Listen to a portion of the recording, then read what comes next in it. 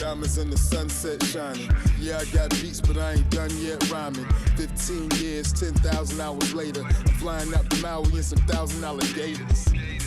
30 minutes to the ocean, 30 more to Vegas, dirty girls of different races. I just remember faces, cause I'm all about a penny. Check the drama meter. Nah, these haters don't want any. 16 measures of a man in his element. Letters from the heart, I pen without melanin. Where I come from, we grieve without showing it. 9 out of 10, I bleed without knowing it. To the broken hearts and all attached. We all rise and we all collapse. Cover up the scars with tats. Turn your pain into art, there's a word for that. This is what we do. If it's a vibe, they gon' move. Life's like a haiku. If it's a vibe, they gon' move. Life's like a haiku. If it's a vibe, they gon' move. This is what we do. If it's a vibe, they gon' move.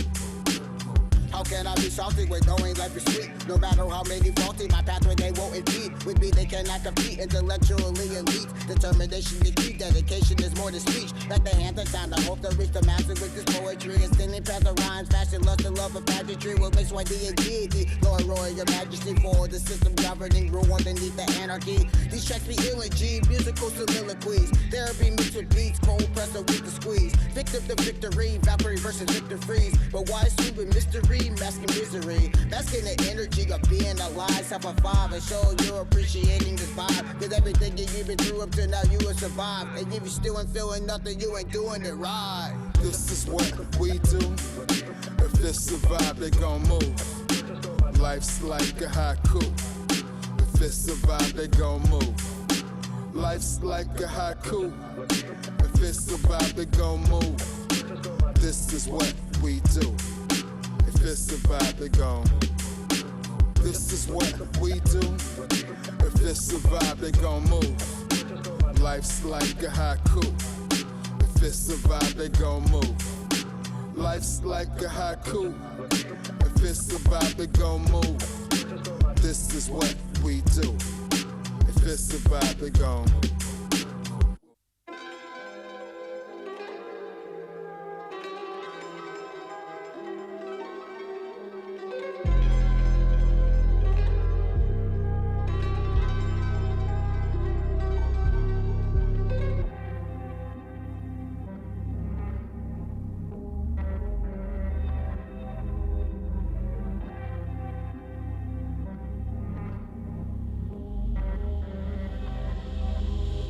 If they're staying, I'm gon' make them work. Analyze all my pain and my hurt. They can just make sure that I ain't feeling nothing. Like I'm 6 feet under in the dirt. Inside it's empty, there is nothing there. Emotions go cold, the frigid and scarce. Aroma wasteland that's rigid and bare. But walking alone cause no one else cared until the day that I met Whack. Cause before then people took a step back. When they saw me I had an interaction. Cause the way that I am is such a fucking distraction. I'm sorry, I hate y'all. Cause the human fucking race pulled the race card. Everything they do only to benefit them. And I know better cause I can't fucking escape all the looks and the glares that I shoot through the air. Cause the thoughts that I have are all stupid or rare. But the proof is all there. Go ahead, take a look if you dare. If you don't, it'll disappear into the air. What I'm saying is it's me and him. He and I come to an end and ways begins. Yeah, we blaze a pin with the rage within. You couldn't try it online cause it's razor thin. I was there when everyone else left. Yeah, I was there for the upsets. Yeah, I was there to clean up the blood and make sure that we always had enough here. Yeah, I was there for the bad times. I was there for all the tears that we had cried. I was there for all the peers that we passed by. And I'll be here for when we both go flatline.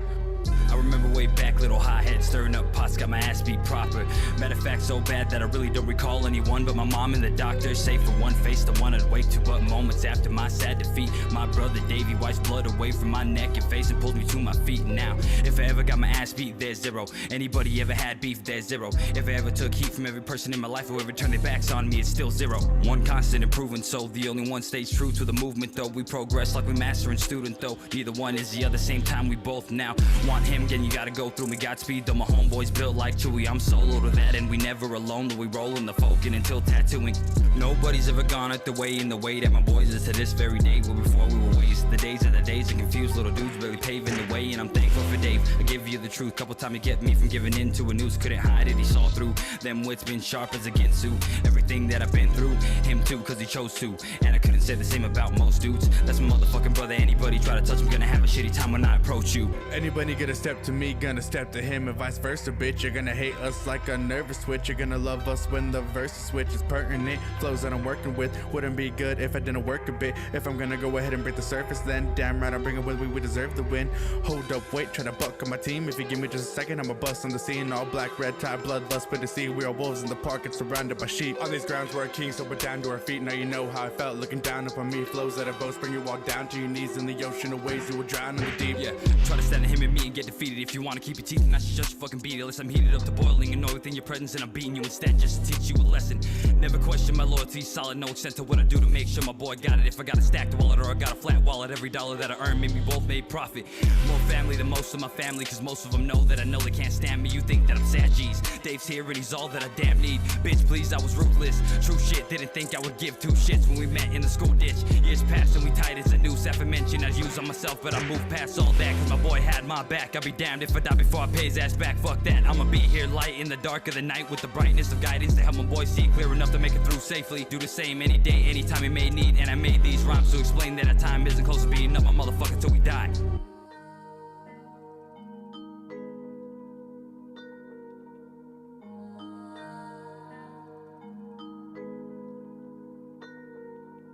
Journey through the mind of an apocalyptic prophet. Soldier cock the Glock and pop it. If the shit get out of pocket, I refuse the vaccines. That's a terrible plight. These words gon' stick up in your brain like an imaginary ice because it's deeper than rap. Make the sleeper react. In fact, I'm not a rapper, more like a speaker of fact. Hella beat in the back, bad bitch in the front. They asked me what the fuck I'm doing. I said whatever the fuck I want. It's imperative, not the front. Don't lie to the man in the mirror. Just a man to see clearer. Cut out that fantasy feeling. Hey, yeah, they Instagram and Facebook is facial recognition. They gon' catch you real quick if they ever get to fishing.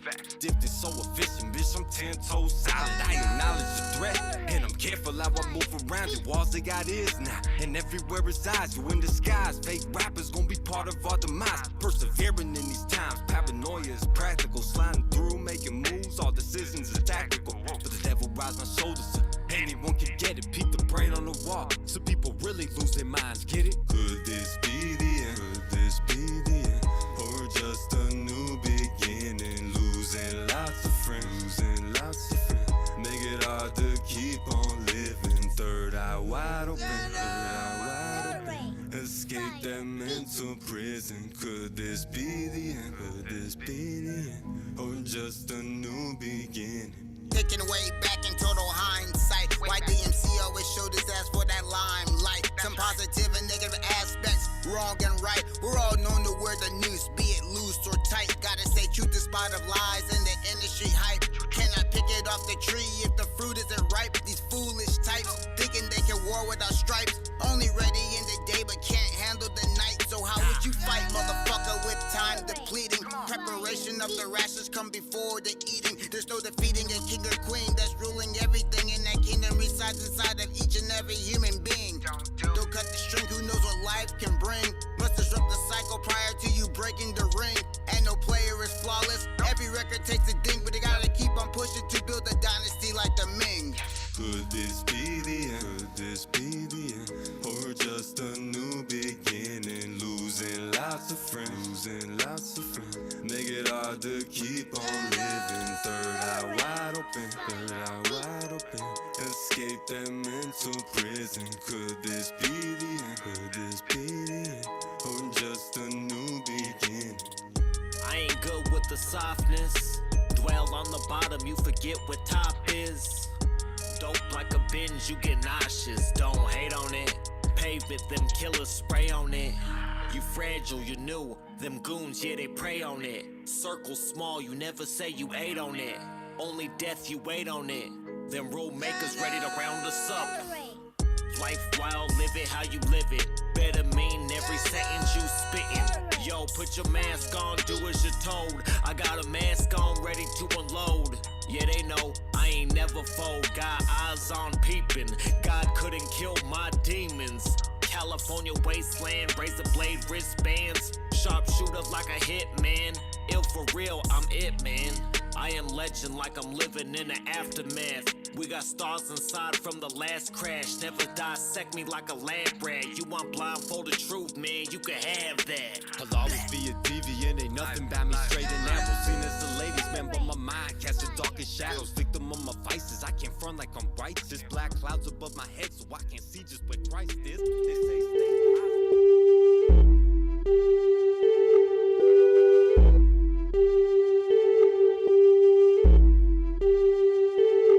I got to cut, but I will be back to scrummage your gut right after I lacerate your gums. The instance I hack up your tongue out of my lungs, I go until need no more tongues. Pillar is a sequential throat signal for my nickname rhyming with teeth, huh? Does this make sense to my imaginary unicycle? Don't close your eyes when leaving your drop. It's the last time you're going to sleep, sounds be with your hunt. But it's what I suck out of your first phalange. That's why you ain't me, because you thinking yuck. I bring disposable waste for big bucks. Getting turned into the undertow. You're looking at the philosopher who fought Jurassic World. I hopped on Tyrannosaurus Rex and met with my friends. I'll spit dip from the back of his core and relive the moment I turned into a celebrity and regret calling my friend a bitch. It's the food I feed, my flame smoking the bowl. The dinosaurs are loose. I thought for 1 second, this is the 100th time we've gone down this pavement. It's I know whether I'm going to piss or watch it burn. I got caught with this awful thought, brain turning into slop. Where's the pencil in the mop? Never guessing, staying locked. I got caught with this awful thought, brain turning into slop. Where's the pencil in the I'd mop? like to make Never a guessing, toast. staying locked. 2 cups up. On the left is the west, and on the right is the east coast. Mike and G gave you a taste of what we know about. Fatal deep of the day, till screaming through your air bones. Whoa. What a weird one, well here's a beer folks. Gonna need you to steer clear from aggression of the beast mode. From peaceful to beast mode, fear bleeding down your earlobes. That was just a mere impression of this year's scope. 7 more months to go down the Erie Road. 111 foes versus 3 battle toads. Riding rattlesnakes until the saddles break. Eradicating toxic waste, putting up Shit's Creek with no pedals in a paddle boat. The bat is flowing through the mist of madness as a pack of rapid pterodactyls approach. But we don't ghost, we're pissed, get lit, go savage, we can havoc, doing damage, fighting right through the danger zone. To major change from Power Rangers, metamorphosis into Morpheus, Doctor Strange and the Incredible Hulk. I got caught with this awful thought, brain turning into slop. Where's the pencil in the mop? Never guessing, staying locked. I got caught with this awful thought, brain turning into slop. Where's the pencil in the mop? Never guessing, staying locked. My brain turns to slop just before the little ripper's calling. And the game can't be stopped, those shitbuckers upon the track again. The fever's pushing in with the simple and wishful binge. Pop the top off with your sock, but not the flop, call it the wind. Cool, but I just can't pretend that my demons only fainted to be in my bestest friend. Don't be a pussy, it ain't the end, quit whining. We'll see the gifts of sin, miraculous treasures that cannot be measured by any pleasure that's felt by man. Fucking feel you. So I'll take a damn stand with the plan. Calling out with a shadow of a cloud in the homie whippers band. Turning on the fan, blowing off the sand. Sign them papers, see you later. Hear the music up a right hand.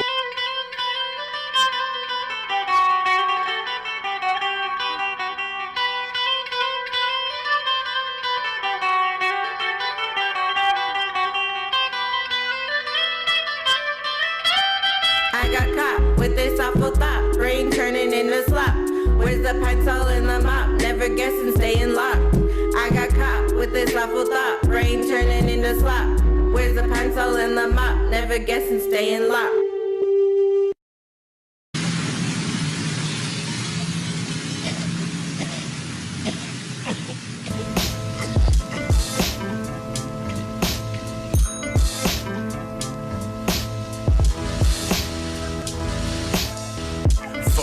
Whoever knows, spit flow so cold. When it froze, it's so lonely and cold.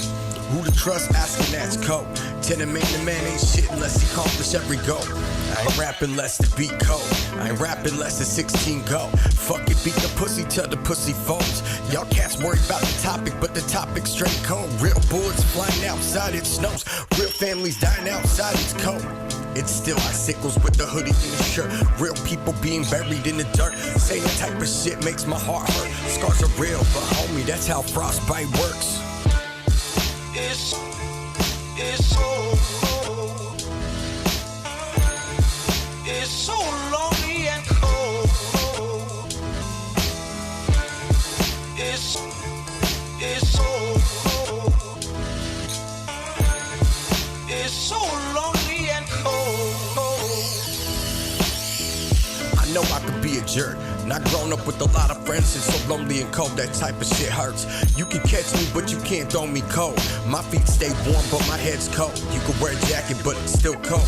Fights with no teeth, I'm freezing rain, snow, sleep, black ice over beach, melted silver dust from the records. You produce the most beautiful cold to 16, which is faster, hotter, cold.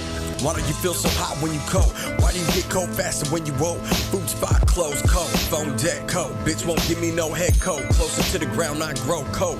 Been left in the gutter cold. Everyone straight bitchin' cold. Electromagnetic bolt shut off your scope. Your brain freezes when your stomach's cold. I'm the iceberg sinking the Titanic dump. Panic cold, static freezing, dynamic 4K panoramic classic. That's straight cold. It's so cold. It's so lonely and cold. It's so cold. It's so lonely and cold. Keep your addicts in the attic, soft volcanic, catch the damage. Even Pop screaming, bring back the pants kid cold. The other dishwasher was a no-show. Ain't bitchin', that's more dope. Dad wishing he had more time without a coat. Working on his joints cold, like actually no heat in the winter was short. Shit's actually cold. I bet this becomes your girl's favorite spin on the low. Fuck around, you might catch a beat down lonely and cold. Like it when females roll the merry-go. Blow that cold smoke, shit had me in another world, no joke. Print bolt in the arts code. Shit, we all been watched, it's so cold. Keep the yoki noodle on cold. Yeah, the life my dudes and I be living. Some of y'all men wish y'all be living. The ladies in my life so giving. Fried pork, maybe some fried chicken. Wing sauce on the side for the dipping. Y'all chasing bitches that ain't pippin'. Y'all chasing a dragon, homie, that's addiction. Cold. It's so cold. It's so lonely and cold. It's so cold. It's so lonely and cold. Y'all can stay stale and stagnant, be what you isn't. You can catch me cold like a snowball tossed in the distance. I'm not here to give answers, I'm here to lay progression down by the inches. Recorded it, edited, 400 seconds, exported, never distorted. Bars black out, leave a shortage. Out of this world, too far for satellites, can't even orbit. Cursive and course, set the course like you never wore it. Sorry, hip-hop in your life is just a phase. It seems like everyone tries to distract me and get in my way. Get the fuck up off me, I don't need that type of energy today. Stupid choices, cold play. That's not a movement, homeboy, that's a sway. I'll rock the city cold like a hurricane female. Pick up the damage the next day. Best believe that you hearing what you say. You clearly ain't picking up my place, so get the fuck about my way. You can catch a cold 3-piece fried to the face. Leave your face looking like coleslaw left cold on the tray. It's so cold. It's so lonely and cold. Yo, Madman. The shit's so real, I had to bring the homie Max Steez with me. Real topic. A lot of females want to know what's my views on women and relationships, and why I am how I am, and why I see things the way I do. Well, if you really want to know, listen up. It's been hard for me to really feel connected to many women other than my mother, she's respected. Got a lot of anger in my heart, that's expected. Last time I put my soul on the table, it was rejected. Meet a lot of hoes that seem to be with the game plan. Keep it real with them, don't know what they used to lame saying. Mama asked me about prospects, I ain't found none yet. Cause the last love of my life played my heart like a drum set. Oh well, I done live, now I'ma learn. Got a little love to give, but she got a lot to earn. The woman I'm referring to, not of your concern. I'll be alright, long as I got a lot of pot to burn. I done moved on, but remain confused about the nature of a woman's mental state when she asks you to call her later. When you do, she don't answer, you label her a faker. Is your statement legitimate, or are you a hater? Sometimes I think it's impossible to find girls who honestly care enough to be honest with me and not dishonor me. Integrity and camaraderie is my policy. If that couldn't possibly possibly happen? Explain it logically. I never been the type that you would say was emo. I just use my emotion to create a supreme flow. So middle finger to females that misled, and excuse me if my views a bit cynical in the head. Yeah, and so it comes to this. You wanna hear the truth? Here it is. I really ain't trying to diss or dismiss. I just wanna remind y'all that perfect does not exist. And they say ignorance is bliss, but if I didn't remind y'all, I'd be remiss. It's so easy to get caught up in the mix, searching for that perfect companion, but perfect don't exist. A perfect picture, ending with imperfection. When two confused people move in different directions, opposites attract. You thought you had a connection, but Cupid was mistaken and had to make a correction. You feel me? It all started with a stare and a smile. We hit the sheets hella quick, we was there for a while. Got you feeling like she'd never be the one to ever play around, but the signs were there, so like the beat, we gotta break it down. Now she acting extra needy. I swear I'm not cheating, she don't believe me. She acting like she got a guilty conscience, accusing me but implicates herself with her comments. The whole relationship has drastically changed. Now it's just a passionate game of passing the blame. What was once a beautiful day is turning dark and stormy. The fuck didn't I listen when the homies tried to warn me? There comes a time when you know that you'll never mend it. A mix of pain and relief when you finally end it. It's a wrap. Cancel your policy, turn your back on monogamy. Harmony, no apology, back into the misogyny. Let's go. Some people like to air their feelings out on Twitter. I went into a hole, extra angry, hella bitter, until I found a chick that holds me down and that respects me. And I don't look for perfect, just a piece that fits correctly. You feel me? And so it comes to this. You wanna hear the truth? Here it is. I really ain't trying to diss or dismiss. I just wanna remind y'all that perfect does not exist. And they say ignorance is bliss, but if I didn't remind y'all, I'd be remiss. It's so easy to get caught up in the mix, searching for that perfect companion, but perfect don't exist.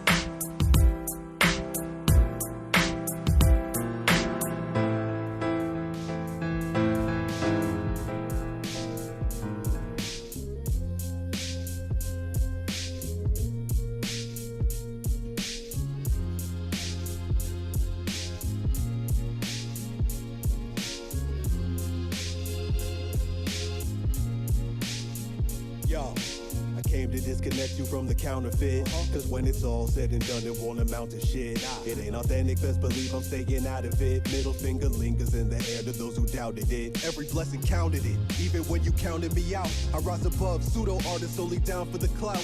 I'm a big picture thinker while you read what the synopsis is. Feeling unbreakable, bulletproof like Colossus is. Gotta stay focused when I'm on the block. It doesn't matter if it's leisure time or on the clock. I gotta keep the mental sharper than a tomahawk. And you can see it in my action, I ain't gotta talk. Granted, when it's time to rock, bring it to your countertop. Heat in the kitchen, it can't deter me from completing the vision. It's like I'm trying to solve a puzzle, but some pieces is missing. How the fuck we supposed to heal the division? I gotta ask him what it is, though. That's why I ask him what it is, though. Me and my people handle biz, though. Been at it since we was some kids, though. That's why I ask him what it is, though. What it is, though. That's why I ask him what it is, though. What it is. What it is, though. Word to Nipsey Hustle, it's a marathon. So when it's all said and done, you gotta carry on. In every aspect, I'm reaching for the paragons. While we trying to blow up on the double like a pair of bombs. Elevate the lexicon, ex-con versus the con men. Far from conventional, I'm levels beyond them. Like Game Genie can't see me with the cheat code. Nope. Sub-zero, ice cold, leave your team froze. Find the silver lining for the benefit. I got a purpose, I don't do this for the hell of it. True. Though at times it can start to feel irrelevant. Well, when it's all said and done, you can't be hesitant. Who you think you messing with? Who you think I'm stepping with? Nothing but the real, it's a short shot. We don't play no guessing shit, it's definite. You definite, it's a problem, you ain't listening. Luckily my second wind is kicking in. I'm asking what it is, though. That's why I ask him what it is, though. Me and my people handle biz, though. Been at it since we was some kids, bro. That's why I ask him what it is, though. What it is, though. That's why I ask him what it is, though. What it is. What it is, man, I'm asking what it is, though. What it is. What it is. What it is. What it is.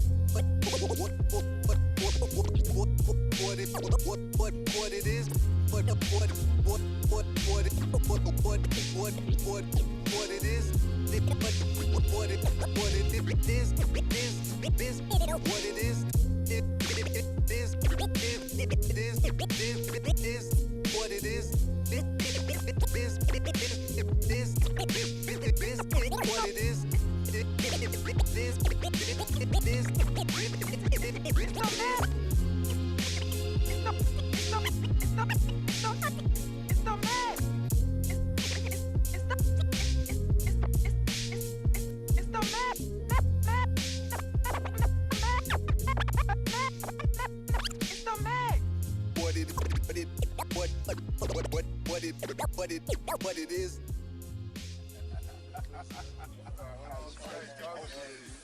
It is what it is. It is what it is. Yo, what's going on? It is what it is. What's good, y'all? We out here. We big chillin', y'all. What's poppin'? How the fuck y'all feeling? We in this motherfucker, y'all. We on. All right. Big motherfucking chillin'. You motherfuckers. I'm going to chill more this way. Y'all can slide down. Yo, we out here. We big chillin', y'all. What's up, everybody? Shout out to everybody on the website. Shout out to everybody watching us now. We are live for Big Chillin', nigga. How the fuck y'all feeling? What's happening? What's happening with y'all out there? We saw the shotties with big booties, though. Yeah. Hey. Only if you're cool, though. Only if you're cool, though. You know what I'm saying? Yeah, Ramin. You know my saying. Yeah, we out here, man. What's going on? Oh, yeah. Big Chillin' in the building. As always, every Saturday on you motherfuckers, man. Every Saturday. Sábados. We decided that we were going to keep this going 42 weeks ago. We're on week 43. Man, last week we had the James Worthy episode. What's this one? Where we at? 43. What's this one? We'll have to figure it out. Yeah, man. I think this is Max place. Max always says it. It is what it is. I love the way you spelled that, bro. Yo, man. 43, it says here, right? Yeah, we have to figure that out. Who's a 43? In the meantime, let me introduce us, man. You know what I'm saying? You know who I am.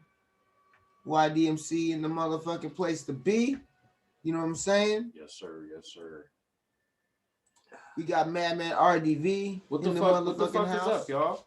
Yes, fuck is yes, up, y'all. How y'all feeling this weekend? I hope y'all enjoying your Saturday night like we are. Yep. We waiting for Piff. We waiting for Matt. You know what I'm saying? But we also got Diff Dope Herbs in the house, y'all. Make sure you follow Diff Dope Herbs in the building, man. Follow Diff Dope Herbs. We out here, man. Yeah. Hola. Big chillin' just for y'all, man. What's good? What's good? Let me grab First my big phone. chillin' sober so far, I guess. While we try to think of an athlete with the number 43 to dedicate this episode to, this is also what, the Dab episode? This is the Dab show, the y'all. Dab show? Oh dear. Yes, it is the Dab show. Is that what you want to do? The COVID thing? Okay, man. Oh boy. It is the Dab show. Yes, we are finna be dabbing today, man. You know what I'm saying? Let me do a quick little fixer upper one time. For the one time, I guess we look okay. I always look good, bro. Just so y'all know. Except when I'm fucked up. Motherfucking Crease Reese, it's a Max. What up, Crease Reese? Maxie says it's the Troy Polamalu episode. There we go. Heavy hitter, There we little go. nigga. Yes, y'all. I love the way Max spelled that. I just saw it. EDs, YDDs. Wait. Oh shit. Troy Polamalu. There we go. Yo, what's going on? We got Smizzle in the house. What's up, Smiz? What's cracking, Smizzle? Dab it up. Yep. I know that's your department, sir. All day, every day. Diamond Pig Media. And in the house. What up, Diamond Pin Media? She's actually supplying our dabs for the day. So our unboxing is gonna consist of some dabitules, and we also got another unboxing. I gotta find the box around this motherfucker somewhere. Which one is it, bro? Oh, never mind. It's next to me. No. Where it's supposed to be. Y'all, man, what's going on, man? Shout out to the Diff Dope crew. You know what I'm saying? The whole Diff Dope crew. Everybody. All y'all. Fucking Chris Reese said, what Smith said, dab it up. Chris Reese says, getting high with y'all. He's uploading a new graph vlog. Okay. All right. Do it, man. New graph vlog. Yeah, we getting high, but we chilling. You know what I mean? Smoke weed every day. That's pretty much what we do. Yeah. Yeah, man. So we chilling. We big chilling in this motherfucker, y'all. So check it out. So what's good? Y'all big chilling out there too? Holla at us. Let us know. What are you sipping on? What you sipping today? Yeah, what you smoking? So what you smoking on? We're smoking on the loud. You know what I'm saying? Yay! Let me fix this shit one time. For the one time, I'm gonna. I think I fucked it up.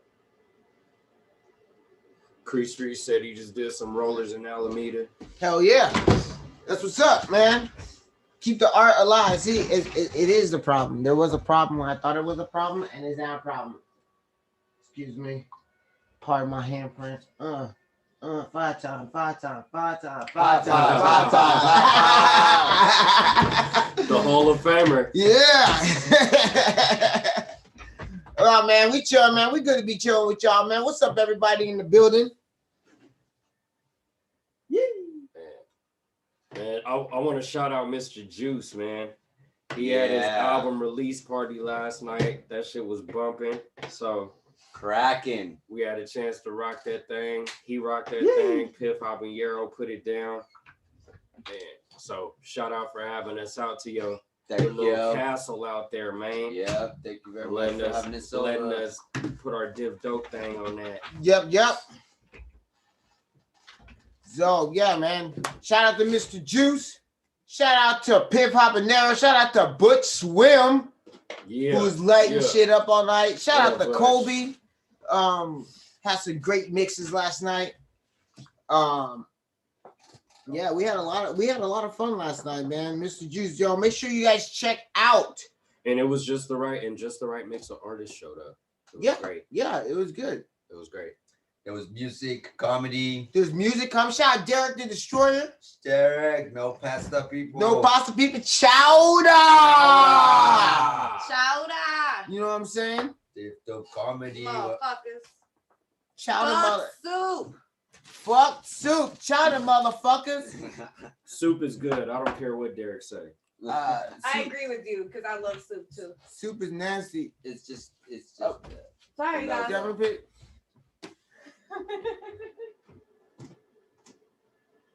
All right.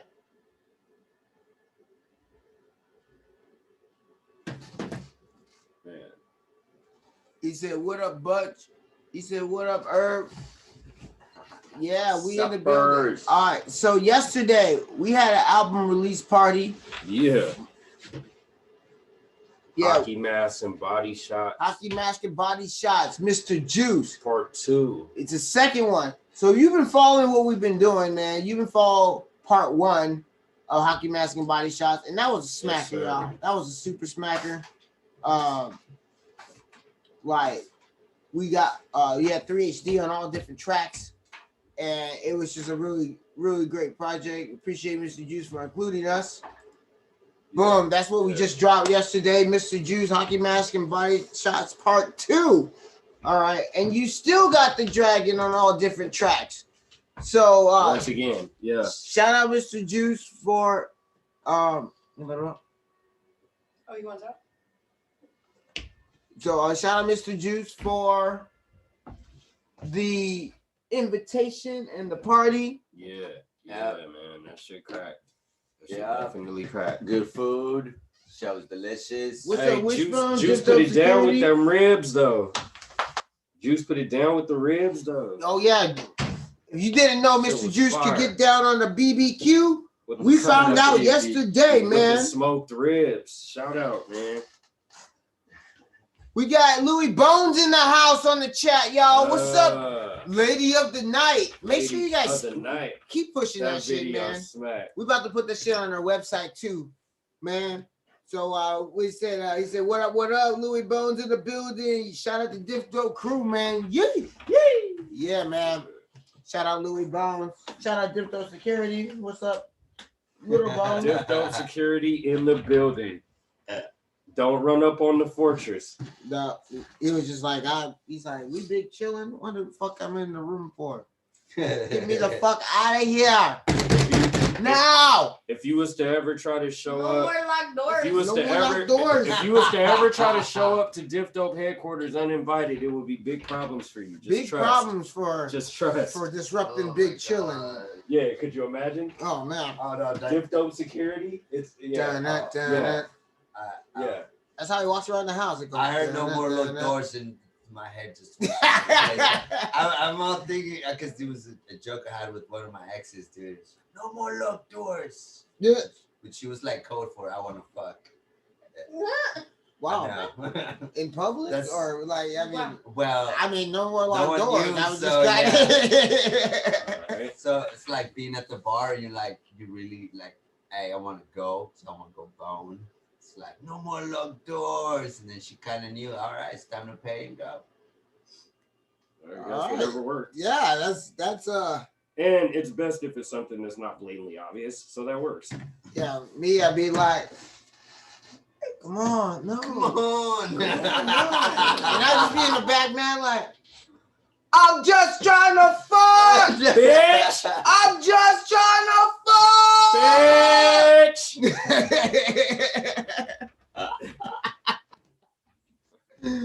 Oh man. He's like, no more locked doors, gracias. That's what Matt said.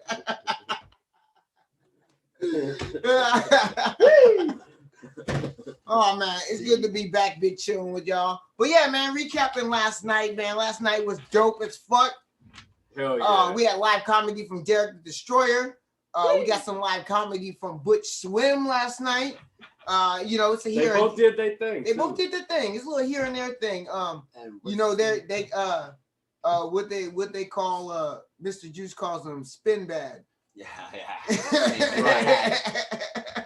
He did his little set too. It was pretty. Oh, really Derek. funny. No, I'm sorry. Derek calls them spin bad. They're like a combo. You know what I'm saying?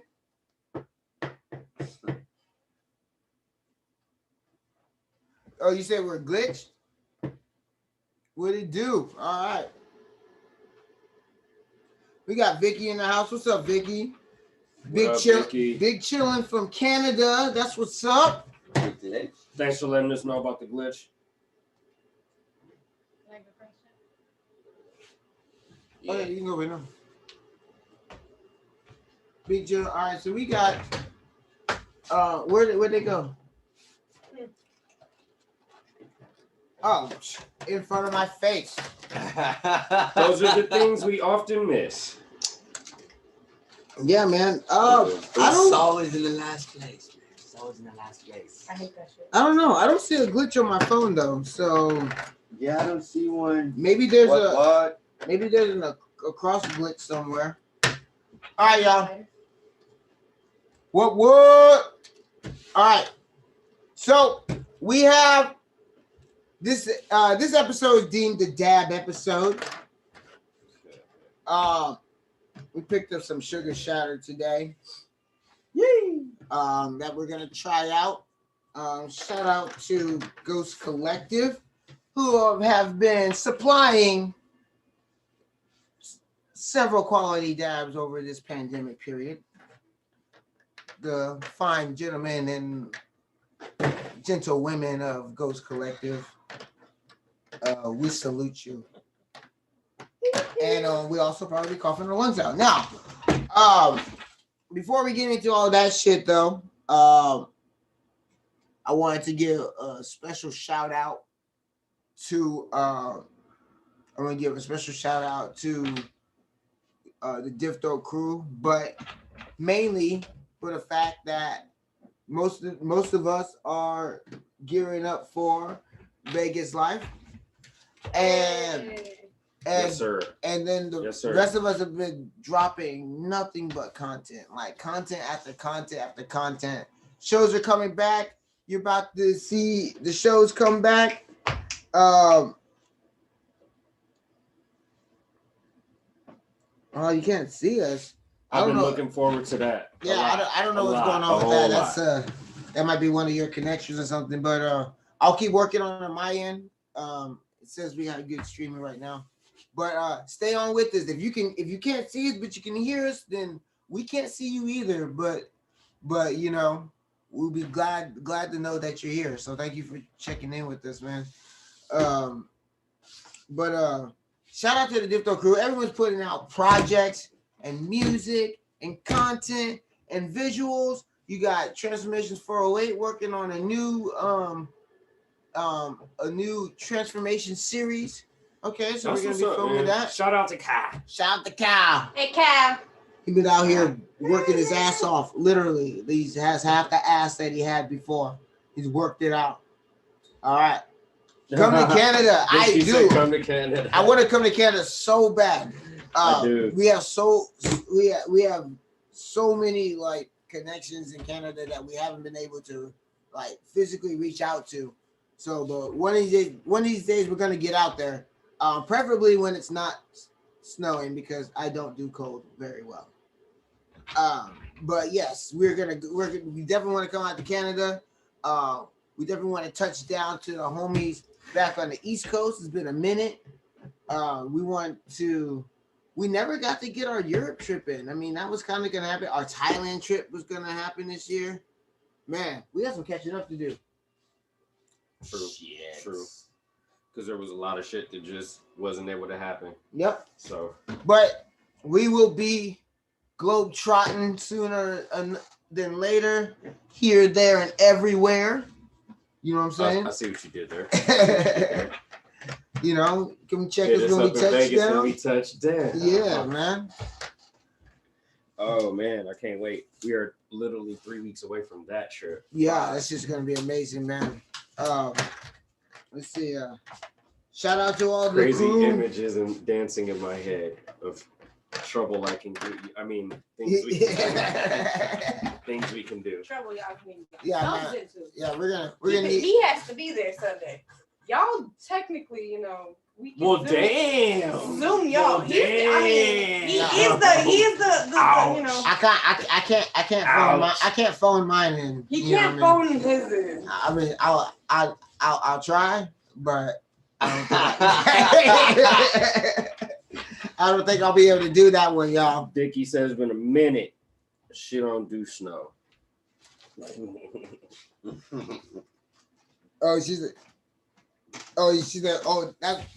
when she comes to Cali, when it's snowing there. I get it. Hey, I believe that. I believe that. I don't do the snow. I do. Even though there's certain areas of Cali where you can go to get to some snow, that's not what Cali's typically known for. So I get it. I mean, they fucking make the snow half the time up there. And plus in Canada, it ain't just and stuff. Like they got the snow machines, you know. And even though I've never been to Canada, I know it ain't just the snow because it gets cold as fuck up there. It does get cold. It gets fucking cold up there, bro. Talking icicles from your nipples, sir. I'm good. No thank you. No thank you. I like a cold city. It's okay. Like anywhere I could be hanging out and it could realistically, I could walk outside and it could realistically be 0 degrees. No, I'm good. I'm good. You know what I'm saying? Yeah, no, I mean, can understand Cali coldness out here. Right? At 40 degrees, and motherfuckers out here be like, oh my God. Survey says for cold. No. I want to get mine out too. Thailand would be fresh. Oh yeah. I would like that shit. Vicky said like living in a freezer. Damn. Yeah, that's awful. And Ashley wouldn't like that shit either. Nope. She is anti-cold. Like I hear it all the motherfucking time. Anti-cold. Y'all not thinking about moving to Wisconsin or nothing like that? First of all, cheese is only okay. And see, and I can't even have. And since I like it melted. I like it on my tacos, on my burgers, on my pizza, on my fucking hot melted cheese is fucking fire. That's cool, but like, I mean, I don't want to go to Wisconsin with like a meager love for cheese, because then I feel like an outsider. You know what I mean? I want to. If I go to Wisconsin, I'm sure so. I need to love that shit, nigga. Like they'll be like, you want some cheese and cheese? I'm sure there's people out there that hate cheese just because they're sick of it, sick of seeing it, sick of smelling it, sick of seeing people talk about it. I'm sure there's people out there that hate cheese. What was that one movie where the father was a kicker for? It's a family movie. I think it was a family movie. I watched it with my family. That doesn't always constitute it being a family movie. You used to watch some shit, nigga. Yeah, for real. But it was a movie. Any movie buffs in the chat? If you are a movie buff, this is for you. I'm looking for a movie that had a father who was a kicker for the Packers. Why Vicky trying to clown me in the chat though? Cheese is good in salad too, you non-salad eater. Oh, everybody know from here to Canada know that you don't like salad. She knows that. She knows that. Yeah. Everybody don't know that. She knows that. That's true. That's true. But if you guys ever want to get on Mama's good side, just make sure just gets a nice like a cob wedge. Right herb. Yeah. Get him a wedge salad, but make sure it's cob. You know, so you can get the blue cheese on it because he likes that shit too. And he loves deviled eggs. You know, yeah. Make sure you got crumbled eggs now, on if top. you do that, if you do that, and I already don't like you, you might get the salad in your face. Just saying. If I already don't like you, I'm just saying, just a warning. Oh man. Wow, you gonna threaten our viewers, bro? I like all of it. Well, yeah, I like all of them. You're gonna threaten him with tossing I like.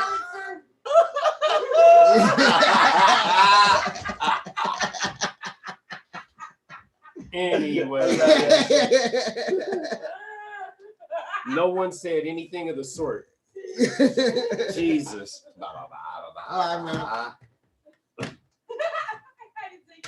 I mean, you always do. But do you not like lettuce? I hate lettuce. I hate lettuce. Okay, so hating lettuce would be fucking gross. Hating lettuce is pretty much the premise of hating a salad, so I guess that makes sense. That, and I've not tasted one single fucking salad dressing that I thought tastes good. I think they're all nasty. Balsamic. All of them.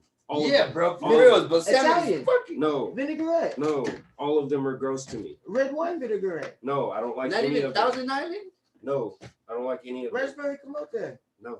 Thousand Island goes to No! But it goes to burgers. I'm just saying. Yeah, what about Big Mac? No salad dressings, no lettuce, no tomatoes. I'm telling you, I don't like none of the shit. Hold up.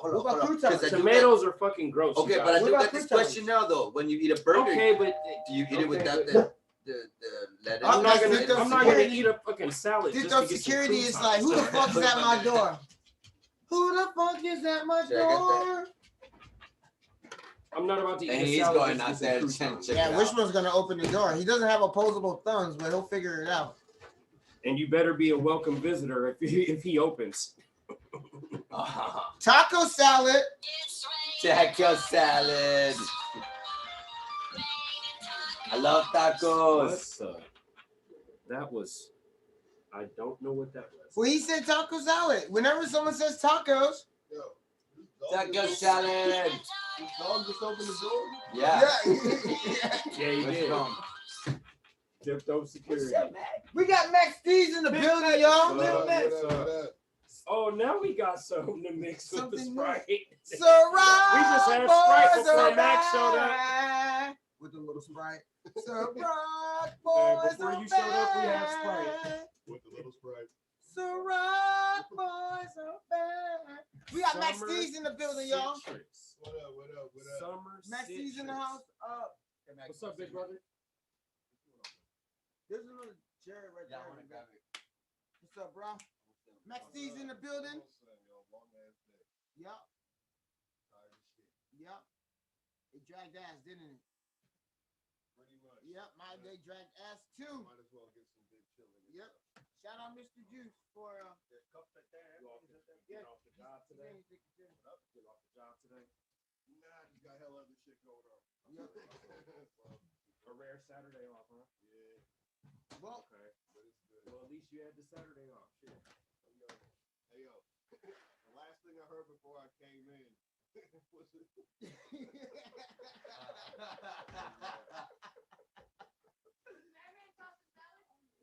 was a tossing salad joke. That was so well timed. I was rolling. It was just your sister being sick as usual. you got space. You can come over a little bit. Yeah, we all got space. I'm all right. Yeah, well, it's good. Like, You know, yeah, I was there you go. come in with the comments. Perfecto. All right, y'all. Always gotta come in. How long we on for? Oh, we on till like 12. So you can bounce and come back. We still be here. It's all good. What's up, Jackie? What up, Jackie? What's good? Holla. Yeah, Vicky, we'll be here, man. So Yeah, bounce, come back and we see in us. this Come back and motherfucker. see us. Smizzle says, Jesus. Yeah, you don't want to go to Wisconsin, man. Oh man. You get cheese checked real quick. Man. Cheese check, man. Just be like, I need your 5 favorite like cheeses before you enter this room. I'm like, what about COVID protocol? It's like, sir, we got more important things. We need to know what your favorite cheeses are. It's not that in the cheese. Yeah, man. Come with me, sir. You're not messing around, are you, sir? You still going? Yep, we in the building. See Let me pull us up on some sound. Whoa. There's one that was already open for Brett.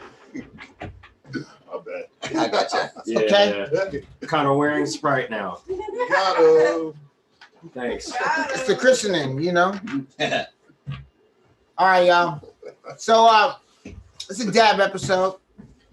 We're gonna be dabbing. We got some summer citrus. You want some of this so I don't get all sticky? Hey Diddy, we need a sponsorship. It comes with cool stories. What's good, Diddy? What's up, good Diddy? It's been a long time, sir. All this food. As Mr. Juice says, don't tell that story. You took this man's microphone. It's the least you could do, man. Man, come on, man. I mean, like, but we know Diddy can be petty, so he's just looking out for my well-being and shit. I understand. Shit, man. All right, y'all. Sorry, man. I like Ciroc. This shit is good. It's made with grapes. So every time, so he should have signed Nump too, right? Mr. I Got Grapes should have been drinking Ciroc this whole time. Somebody missed on some marketing right there. Hey, it's never too late, man. Bring it back. Come on, man. Come on, man. Yo, before we continue with Big Chillin with Diff Dope, I want to remind you that this is episode 43, as Mesties quoted the Troy Polamalu episode, y'all. Come on, man. So Troy Polamalu, Darren Sproles. Darren Sproles for next week. Two. Oh, no, that's this week. Oh, got you. Or who's the other one? 2 little niggas. There's like Pascal Siakam. Yeah. Okay. Siakam's not mentionable. Hey, he's mentionable. He's doing his thing. He's cool. He's got to finish doing his thing to be mentioned. Yeah, he's not. He ain't big. I mean, certified. There's gonna be some weeks where depending on the number where we just gonna have to, Oh yeah, we're gonna have to rock it. Depending on the number, sometimes there's gonna be some weeks where we just gonna have to roll. So Like we got to make. I mean, I already know what we're gonna say for next week's episode. Okay, and it's not a player. It's not a player. Nope. Who are we talking about for next week? Oh, come on, man. 44. Come on, man. What are you talking about? Come on, man. He's not a player. The Dirty Harry episode. The Dirty The Afro Man. So you feel lucky, punk? Well, do you? What's up, Titus, man? What's up, Diff? What up, Titus? What's up, bro? How you doing? But Titus tunes in every fucking week and shit. What up, Titus? Yeah, man. Titus, we appreciate your patronage to the big Chillin community, man. I'm gonna start making badges in this motherfucker, man. I need y'all to help us get our motherfucking subscribers up so I can give y'all niggas badges and shit, man. Make y'all cool. You wear that shit around, wear that shit to work. I mean, I'm not sure you wear it to work, but like, I mean, you just like walk around, someone asks you like at the water cooler, be like, hey man, how was your weekend? It's like, man, I got a badge from Big Chillin, man. I don't know, like I'm one of those top people in the community. Yeah, man. Subscribe not only so you could get the badge, man, but you could stay up to date on all of our shit, man. Subscribe to the Diff Dope YouTube. But do it for the badge. Do it for the badge too. For all of this shit. For all of the benefits. Yes, whatever your reasoning, just go ahead and do that. Yes, sir. Yes, sir. Subscribe. But we have fun over here, goddammit. Yeah, and I hope you have fun with this too. That you know what I'm saying? Nice. I ain't gonna lie. I won't try summer citrus with the Sprite. Yeah. I'm with that. I'm with that. He's a little splash of that butterfly pea lemonade though. You know what I'm saying? That butterfly. Shout out Sugar and Sparkles, man. And shout out to Herb who says to do it for him. I don't know why you couldn't just say that out loud. Oh, because I didn't know if you were already talking sports. Nah. Sports. All right, y'all. I'm going to send this out to some of our friends. Shout out to everyone joining us, man. Yay! You got friends in the building. Holla. How many of us have them? Friends. Ones we can't depend on. Talk about friends. That's one of the dopest songs. Right. I don't care what anybody say. That was one of the dopest songs. Died not long ago. Yeah, recently, right? like a few months ago. Damn, okay. It was this year? Well, maybe it was a year ago. Man, it's all getting mixed up, man. We keep losing cats. You know what I'm saying? I know, man. For real though. And we haven't gone anywhere in the world. It'd be to the point to where, like, sometimes a name will be mentioned and I won't even remember. Wait, are they alive or did they die? Like another dude from the Fat Boys died, I think, a month or two. Yeah, ago. he did. There's no more Fat Boys, right? I'm not sure. I think they're all gone. Damn. I think the Fat Boys. I know this ain't hip hop, but somebody. Old, man. I know this ain't hip hop, but somebody help me out if y'all know. Is Barry White still alive or no? I don't think so. Yeah, okay. Very White. Not sure about that one, sir. Yeah, see, you're not sure either. Okay. I don't believe so. I'm not going to say yes, and I'm not going to say no. I'm just going to say I don't know. Right. I'm not sure. I don't know much about Is Barry White still alive? WNBA just started. Sports. Herb said that fast. I don't. I do not really keep up on. I don't keep up on WNBA. So I mean, if the Sparks make it to the championship, then go Sparks. But I don't keep up with WNBA. Sports issues segment, man. That's one. That's one thing I don't watch. He doesn't know about the upcoming curling. He doesn't know about women, so how would he know about women's sports? Oh. Yo, y'all remember when San Jose had a women's basketball team? No, I do not. You mean a good team? Nah, I mean they don't have women's basketball anymore. Is what you're saying? Nah, like we used to have a professional women's squad. Oh, Kurakski is still alive. There's one Fat Boy left. Okay. And then also. Now we had the San Jose He Blazers. said, and Smith, Titus said he thinks Barry White's alive, but Smith said he thinks he died in 2003. Barry White died in 2003. Okay, he did die in 2003. Thank you, Smith. Good looking out. Barry White been dead. All right, 2003. For sure. All right, he's been almost dead 20 years. No, and he's not the only one. There's other like cats that'll like that'll pop into my head and I won't even remember. Yeah, I was just gonna pour it for you. Oh, I was just like, I just want the cup. I just wanted to chew on it.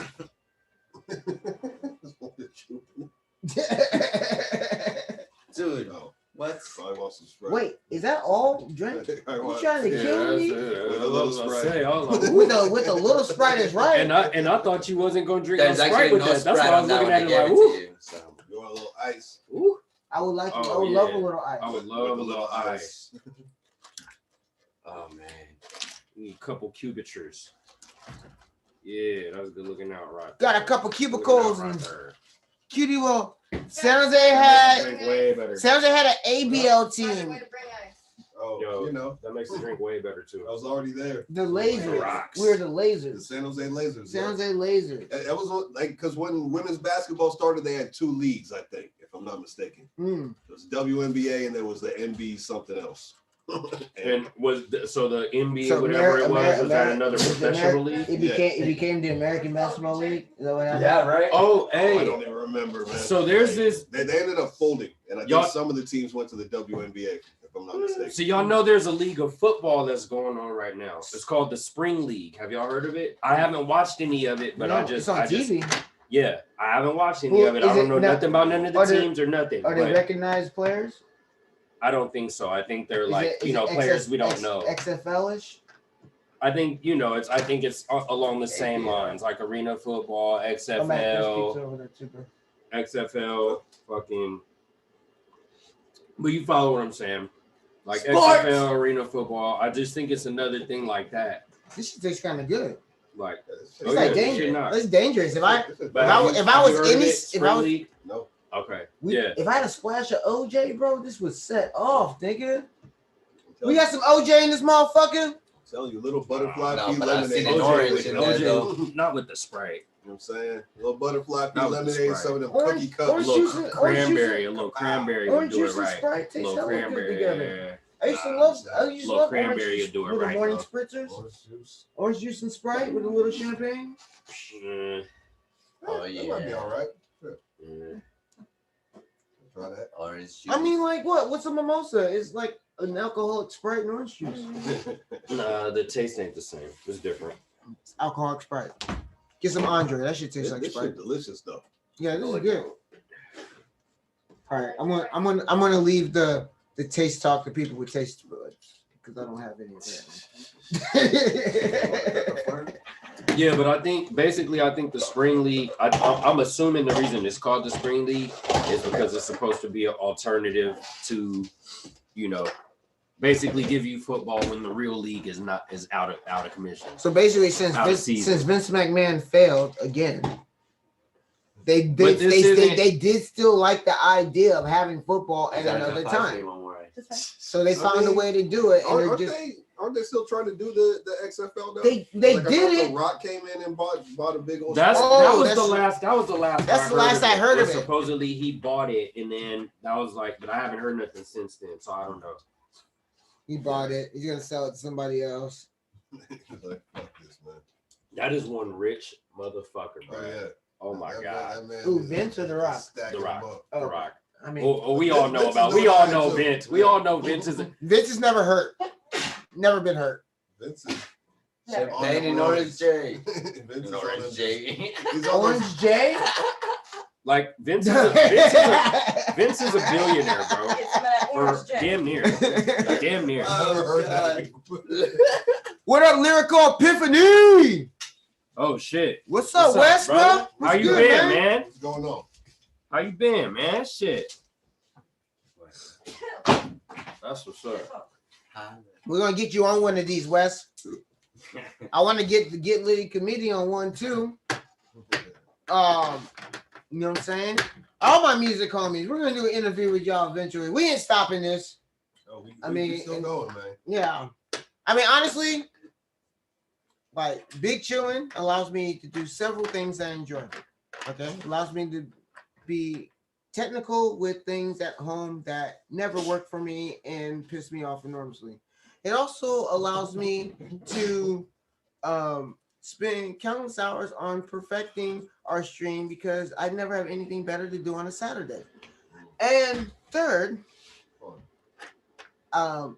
it allows me to overindulge in my alcoholic consumption, but luckily I'm at home. So cheers to alcoholic consumption. To alcoholic consumption. Or the lack thereof. Bro, you're supposed to raise your cup. No, he's got. Oh, by the way, what flavor is that? We also got a pre-roll with our dads. What flavor is that, bro? It was let me see over here. It said where's the ashtrays? Pink. Ash, can you bring the ashtrays? Is that a B or an R? Pink Runts? I can't read these. Runts. Pink Runts. Pink Runts. Pink Runts. We got Pink Runts pre-roll. We're gonna blaze up. No wonder I never became good at that. Still breathing? Yeah, all of us, man. What the fuck did I just write there? Hey, but just so you know, I mean, Mr. Smooth can. I mean, like we can Zoom. I mean, he got a few minutes. He can Zoom with us. I want to know what the fuck y'all doing and shit. You want to know about the new album, all that shit, man. But yeah,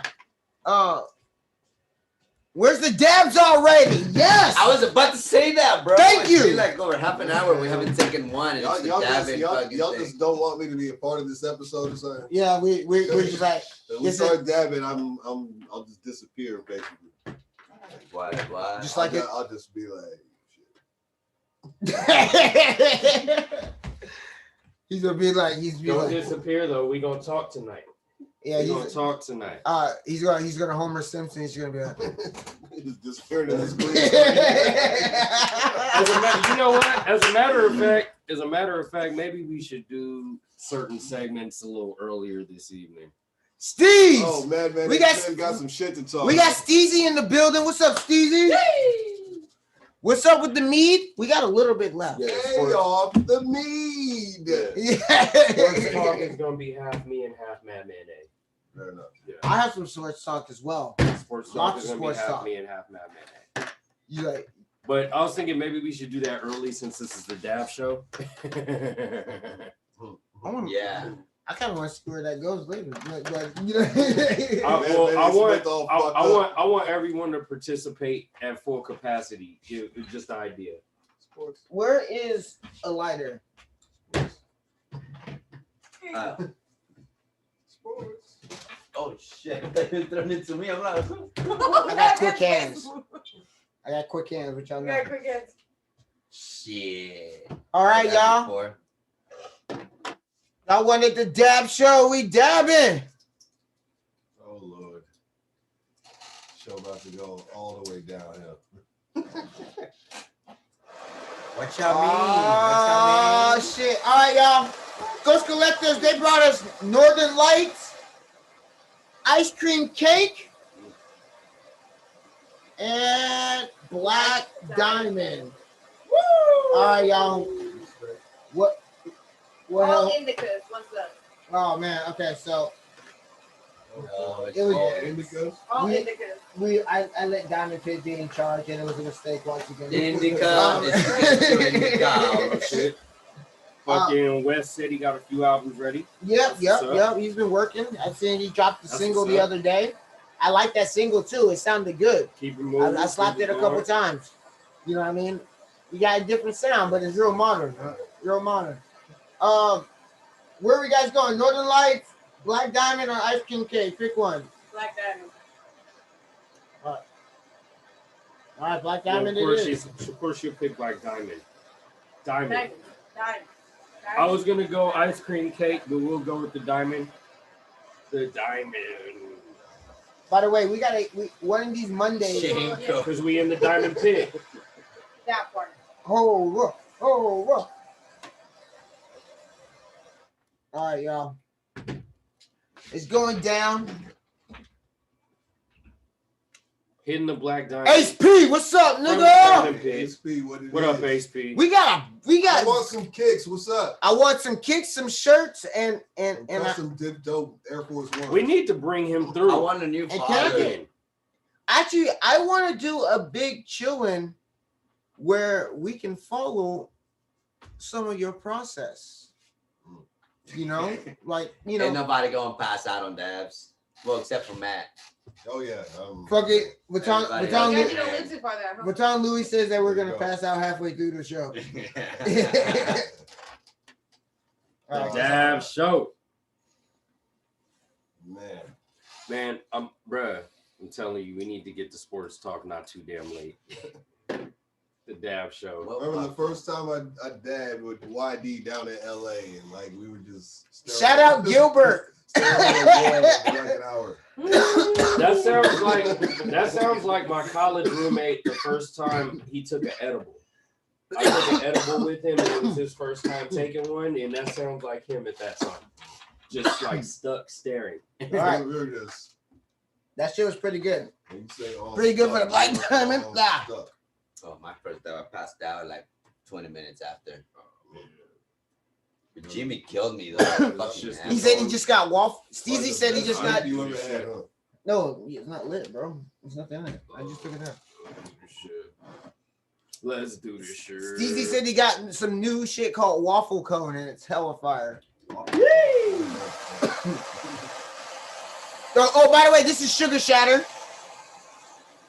I can show y'all. I can show y'all what it looks like. I don't give a sugar. I guess so.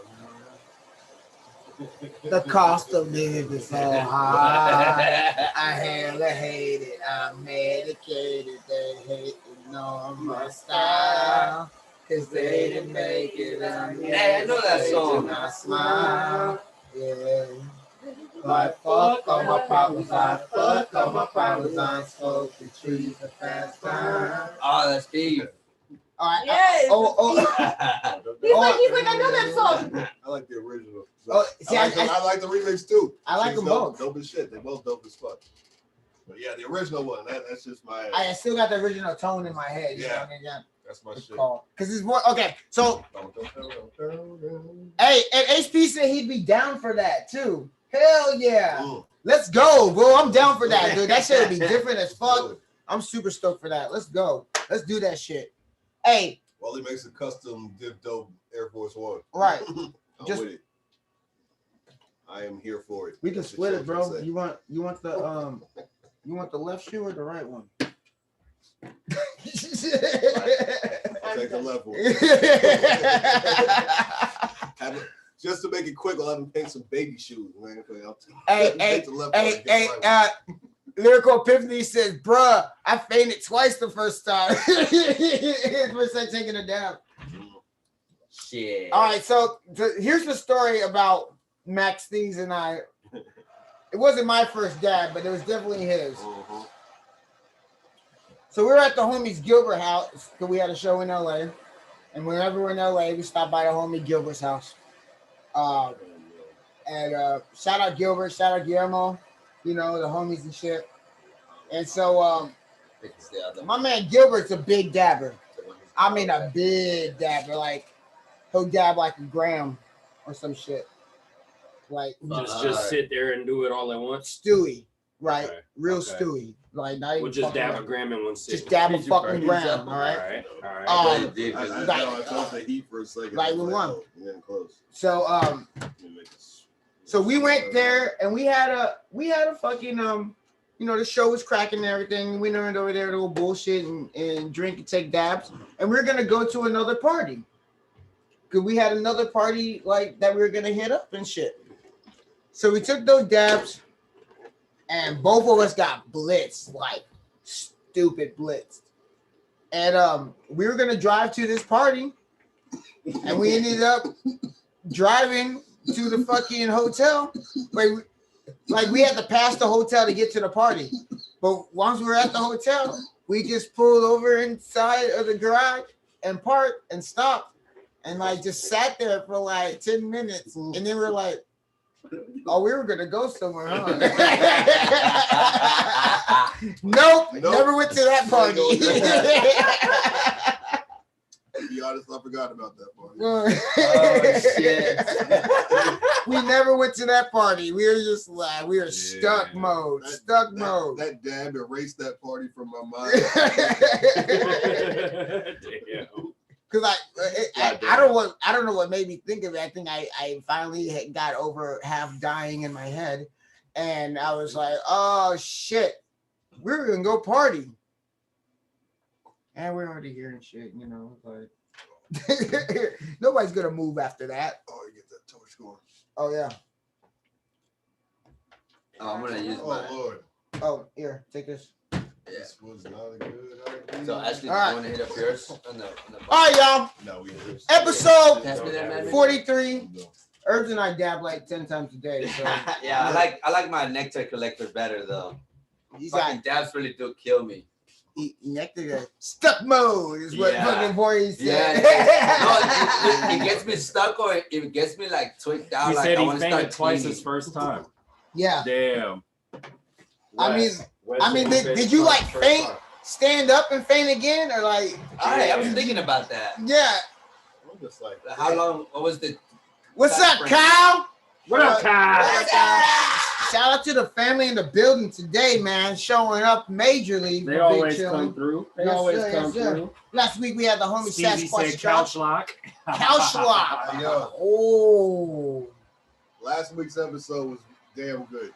damn good episode. Hey guys, I know you guys don't like him very much, but please We don't go like him. go check out the Sasquatch Josh interview from last week. It was Yeah, go fire check that and out. fun. All right, I mean, fuck Sasquatch Josh, but go check that out. check it out. No. You know, Sasquatch Josh the fam. It was good to have him as a guest. You know what I mean? It was a long time coming. it was great. It was Yeah, great, man. Yeah. I smoked the that, yes sir. You know what I'm saying? Yay! We in the building, man. Shout out to the family. You know what? Let's go ahead and let's get it. We can get to some sports, y'all. You want to get to some sports real quick? We can get some sports early. Fuck yeah, ghost hunting. Oh, ghost. We can. Kyle says he's out ghost hunting right now. Hey, you said what's up to las brujas for me, bro. Oh, La Yo, Lerona. tell my great grandparents I said was cracking.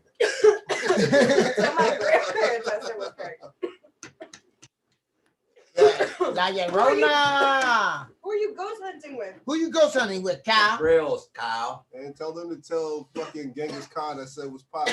And wherever he at, keep his ass there.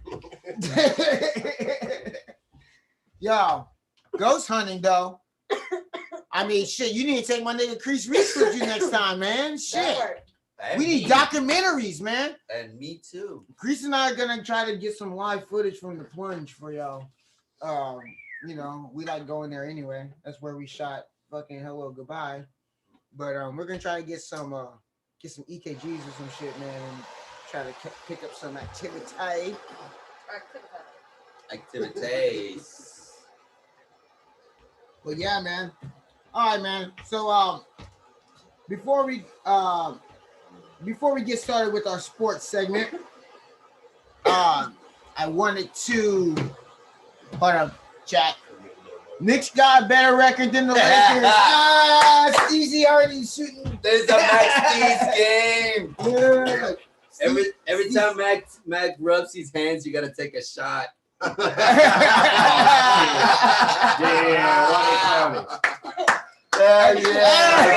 Kyle said that. Kyle's like, I came over to drink again. Every time Max Steve rubs his hands, you gotta take a drink. You rub your hands a lot? I guess so. Shit. Well, you know you know about this? Yeah. Yes, you do. I do that sometimes. I do. Yes, you do. Wait, you in the back, like that meme, Like Gargamel and shit. or what's that? We might have to bust out some turquoise. Birdman. We might have to bust out some turquoise Jeep today, y'all. Oh, the guy from the rain is Wayne does that shit a lot too. Who? Wayne Wayne? rubs his hands. He does that shit a lot. Too. Little Wayne or Wayne Brady? Yeah. I'm pretty sure Wayne Brady rubs his hands more than Little Wayne. I don't know. I mean, he's a talk show host. He's like, oh. That's what he looks like. Just like blacker and balder. You want some other topic shit? Yeah. Wayne Brady. Wayne, you say Wayne does it too. So I wasn't sure you meant Wayne Brady, Wayne's World. John Wayne? John Yeah, Wayne. Nigga, you know what he's talking about, nigga. Oh man. He said, all right, fine. We get into the sports. I would like to shout out the bottle of mead that we enjoyed the last couple weeks. Yeah, we got a little bit left. But we're not drinking that this evening right now. So a million salutations. But shout out, yes. Yeah, okay. The Rock Boys are back. With a little Sprite. Yeah, we're not regal today. I'm sorry. All right, we're not getting regal today. All right, the Renaissance is passing. Yeah, I don't. Vodka is one thing I do not drink straight. I don't drink vodka straight. That's the thing about this Ciroc. Wayne Brady sells bud. I still got it. Give me some Sprite, thank you. Wayne, I'll take some. I'd rather have some Sprite. Wayne Brady sells bud. We got weed line now. Do we? Wait, what? Y'all know Jaleel White. Jaleel White. He got the right? He bought the trademark to Purple Urkel and made it his own company. Oh shit! And now his own shit. Yeah, he bought the and fucking got dressed back up in the Urkel. He pulled the Urkel gear the back Urkel out gear to market it. Yeah, to market this shit. He hadn't worn it. He pulled over the Urkel 20 gimmick years back out, bro, to market his shit. Hey, good for him, man. Get your Yep, money. Get your that's money, what's bro. up. Get Like your paper. at 40-something years old, he pulled the Steve Urkel back out to push this Purple Urkel shit. That's what's up, bro. I give it to him. Oh shit. All right, y'all. So, let's see what we got going here. It's like I spotted Wayne Brady back in 2004 when I was on vacation and went to the gym. Oh shit.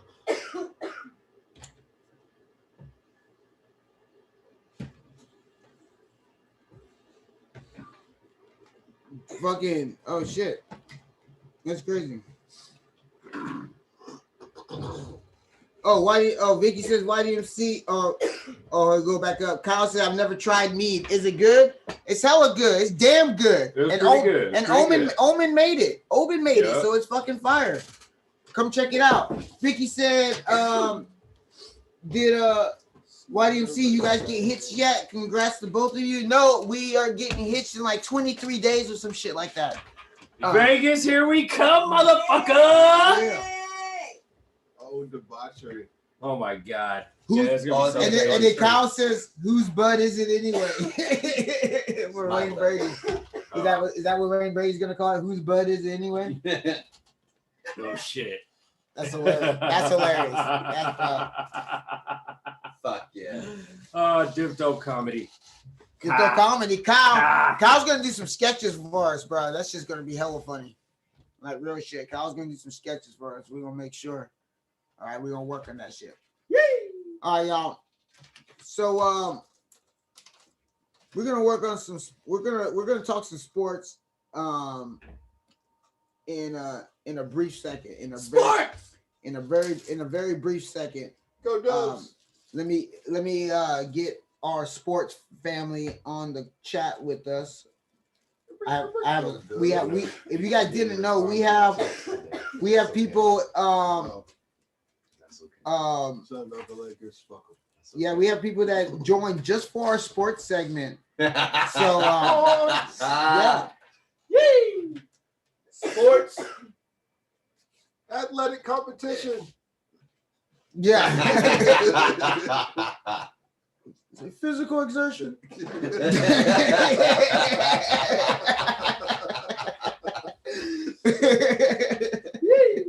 All right. Let me get our folks in here. And if you like sports and you have friends that like sports and you don't like sports, but you know friends that like sports, tell them to come for the Big Chillin Sports segment. God damn it. Hey, before we even get into the sports talk, I just want to know, because we could all have the GOAT conversation all day, but I just want to know, before we even get into the sports conversation, who's your favorite ball player of all time? Who's your all-time favorite NBA ball player? Okay, who's your NBA all-time ball player. favorite? Jordan. Jordan's your favorite. Who's your favorite? Your personal favorite, that obviously could be whoever the fuck you want. My personal favorite is who do you fuck with? My personal favorite, like of all players in the NBA. Are we talking all history? All time. All time. All right. All right, Jordan's your all-time favorite player. Okay. Jordan's your favorite all-time player, no question. He's the unquestioned GOAT for me. All right, but who's your favorite? Let me whittle it down a little bit. I'm almost done. Or I know you don't super follow sports, but if you had to name a favorite NBA player, could you name it? I know who it is. It's the big. It's the big name one. It's the big ticket. That's my favorite of all time. The big ticket. The big ticket is my favorite of all time. Yes. Garnett. Yes, I'm gonna say it. I'm gonna say that. I'm gonna stick to that. I'm sure. gonna stand on that. I'm sure most of y'all could predict. For me, it's Kobe. So what? That's such a. Right, I know, such a shock, right? such a shock, see right? That coming. I thought it was Slava Medvedenko, man. Hey, I will say this though, one of my all-time favorite memories in all of Laker history. I know what you're gonna say. Is seeing goofy ass Mark Madsen dance at one of our championship parades. Yeah, Mark Madsen dancing is one of the goofiest looking fucking sights you will ever see in your life. It was just like the epitome of goofy, and you couldn't help but crack the fuck up. Kyle says Ron. Kyle says Ron Artest. It would be. Like, Stacey says Reggie. Ooh, you know what? You know what? Yeah, Reggie's in my top 5 favorites for sure. The thing that looked so fucking hilarious about it was it looked like he actually was trying to dance, and that's why it looked so fucking funny. That's exactly how he dances. When he goes to the club, when he's at a wedding, like that's how he dances. That's what he does. That's why it was so damn funny, because that's exactly what you thought it would look like. KG. Oh, so he says Steph over Davis. He said rather Steph over Davis and LeBron is what Steezy said. And Titus says KG also. Hell yeah. Vicky says Pippen. She's like Pippen. Pippen. Okay, I can respect the fuck out of that. Yeah. If you could tell me Scottie Pippen is your favorite player, I could respect that for a lot of reasons. Because I'm not asking you who's the best player, but if you could tell me he's your favorite player, I can respect that for a lot of reasons. Hell yeah. KG, like nobody, and you know I fucked with this hard. When KG finally got that ring, bro. Right. Bruh, like, don't talk to me about him getting his one ring. That's kind of a sore spot for me, him getting that one ring. Why? So. Why? Because you guys lost by 30 the game he locked it? That would be why. Yes, motherfucker, that would be why. No, like, you know what really hurts about that for me is before he put that jersey on, I was rooting for him to win a ring. And so it just hurts me that he had to put that jersey on to get his ring. Shout out MXD Persona. But as a basketball fan, but as a basketball fan, you know, KG is one of the greatest to one of the all-time greats to play the game. One of the all-time greats to play the game. Without question. They called him the big ticket for a reason, right? If I put together an all-time NBA team, he might be. I mean, depending on how many strings I get, he might be on it. Yeah, I would have to agree. The big ticket, depending on how many strings, you know, if it's Kyle, 3 strings, Kyle, you just strings, like he misses out. If it's 3 strings, he might be on there. Kyle, you just like fucking fisticuffs, okay? You cannot choose Ron Artest or Charles Oakley as your favorite players, okay? These are not. This is not.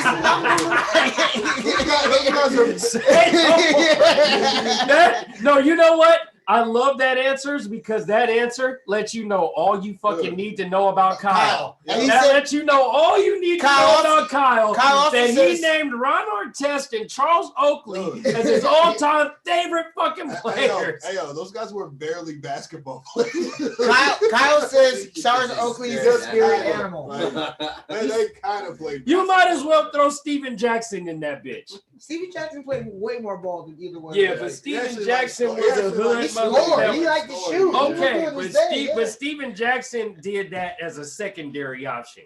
He was hoping for the funk first. I mean, and if the funk didn't happen, he was like, "All right, I guess I'll play basketball." He was a basketball player that was with the shit. No, he was with the shit first. He wasn't playing. No, he was with the shit first. basketball player that was. No, he was a Jackson player was first. with the shit He was first. a shooter. He was a basketball He was player with with shit a quick trigger. You know what I mean? No, he was But he was a basketball player. He wanted to score. No. He was a shooter. He was mad. He was mad. He wasn't an all-star. He was mad. He wanted to play basketball. He wanted ball. He wanted to play basketball. 1,000% Yeah, with he the was shit. about him However- with that action. However, Oakley or Tess, those guys are like, oh, there's a ball. I guess I'll pass it here. And The basketball in their hands. It's almost like Charles Oakley, if he could skate, should have played hockey.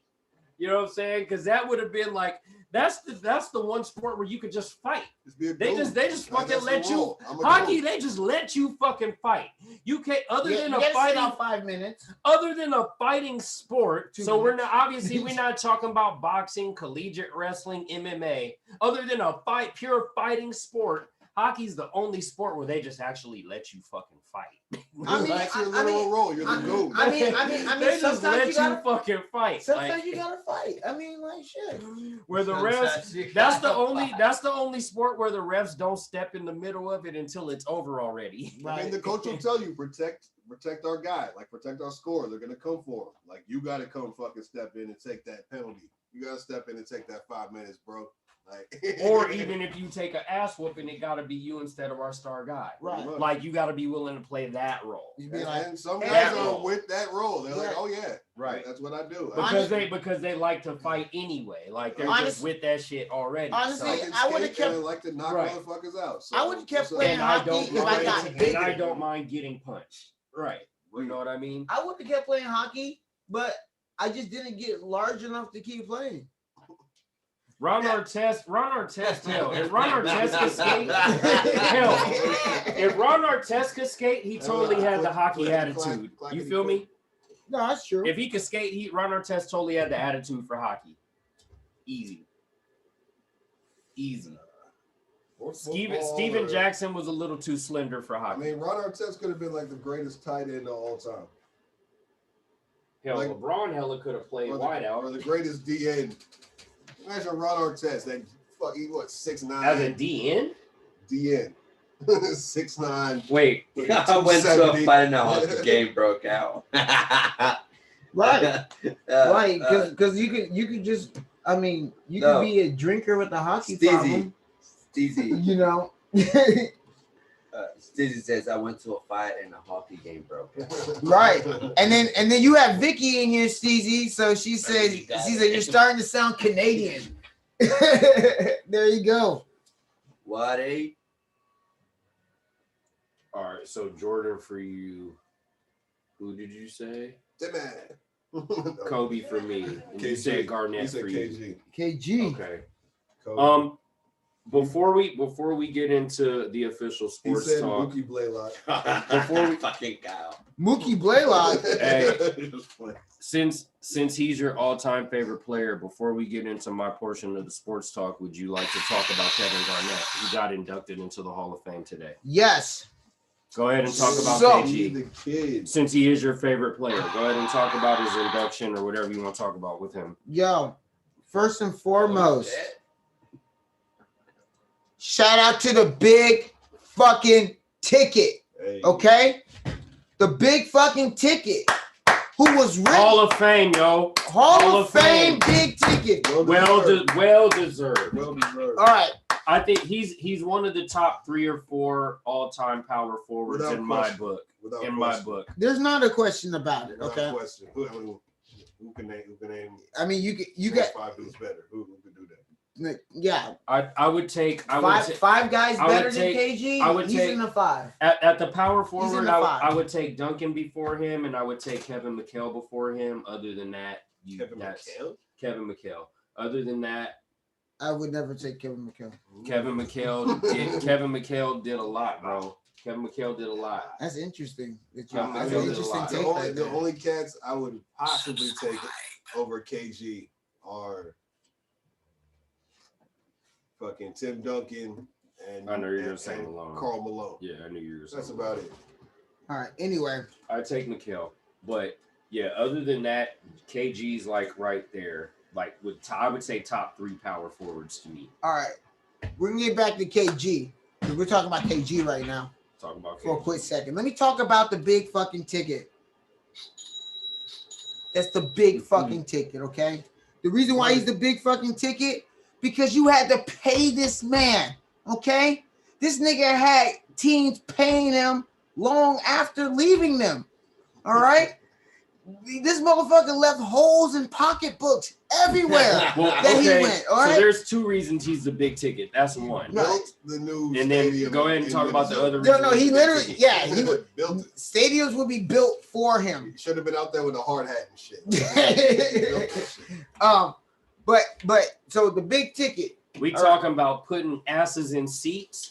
Kevin Garnett did that. Motherfuckers came to see him. I met him. Kevin Garnett did that. I met KG one time. Okay. Let me tell you about my KG story.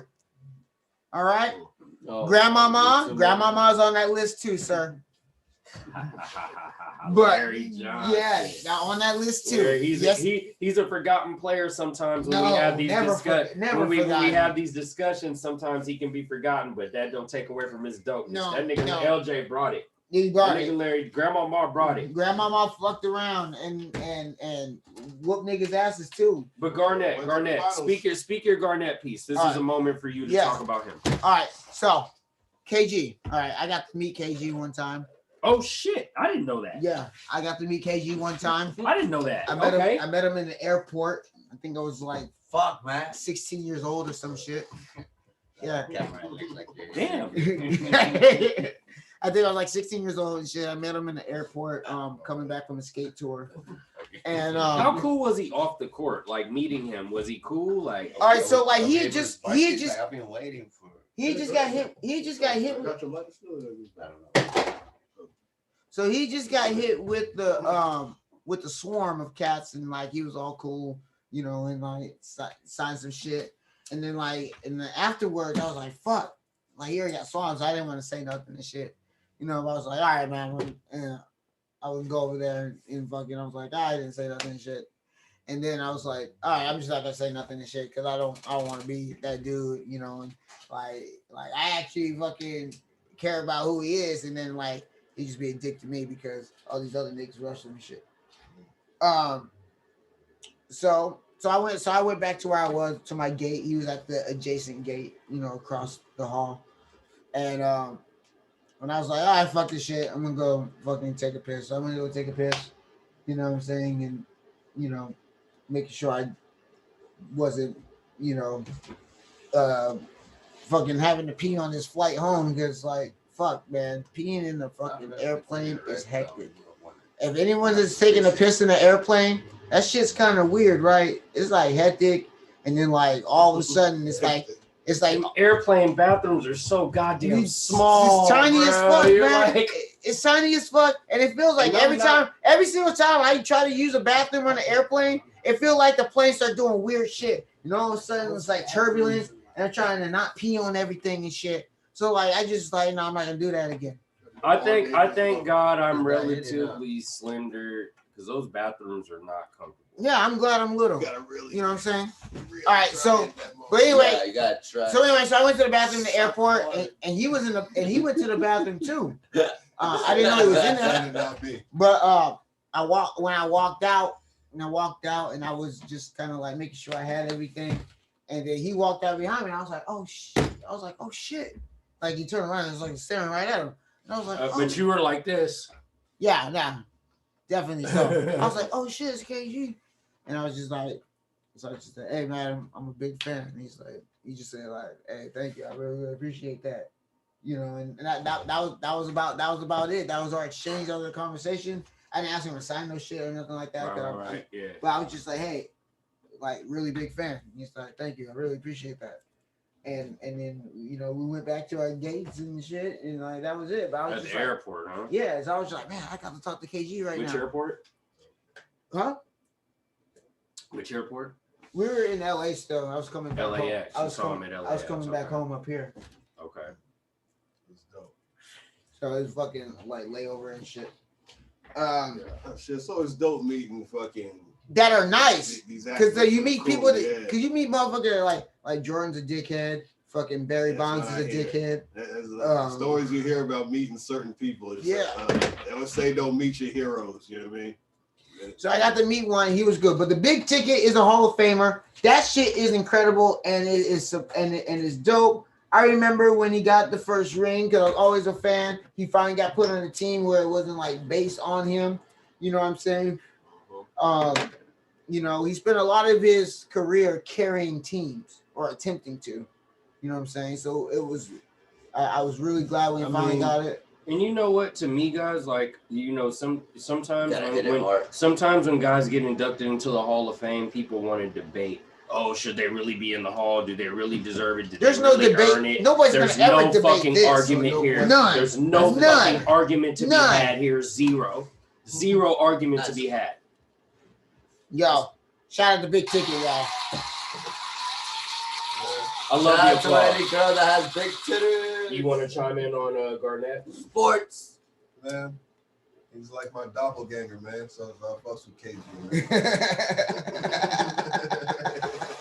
Let's. I fucks with KG, man. Like, one of the coldest, man. Like, you want to talk about just leading by example, like leading with like your intensity, leading with like your defensive prowess, like he's the heart and soul of every squad he was ever on. You know what I mean? So even when he was bench riding, you know what I mean? Even toward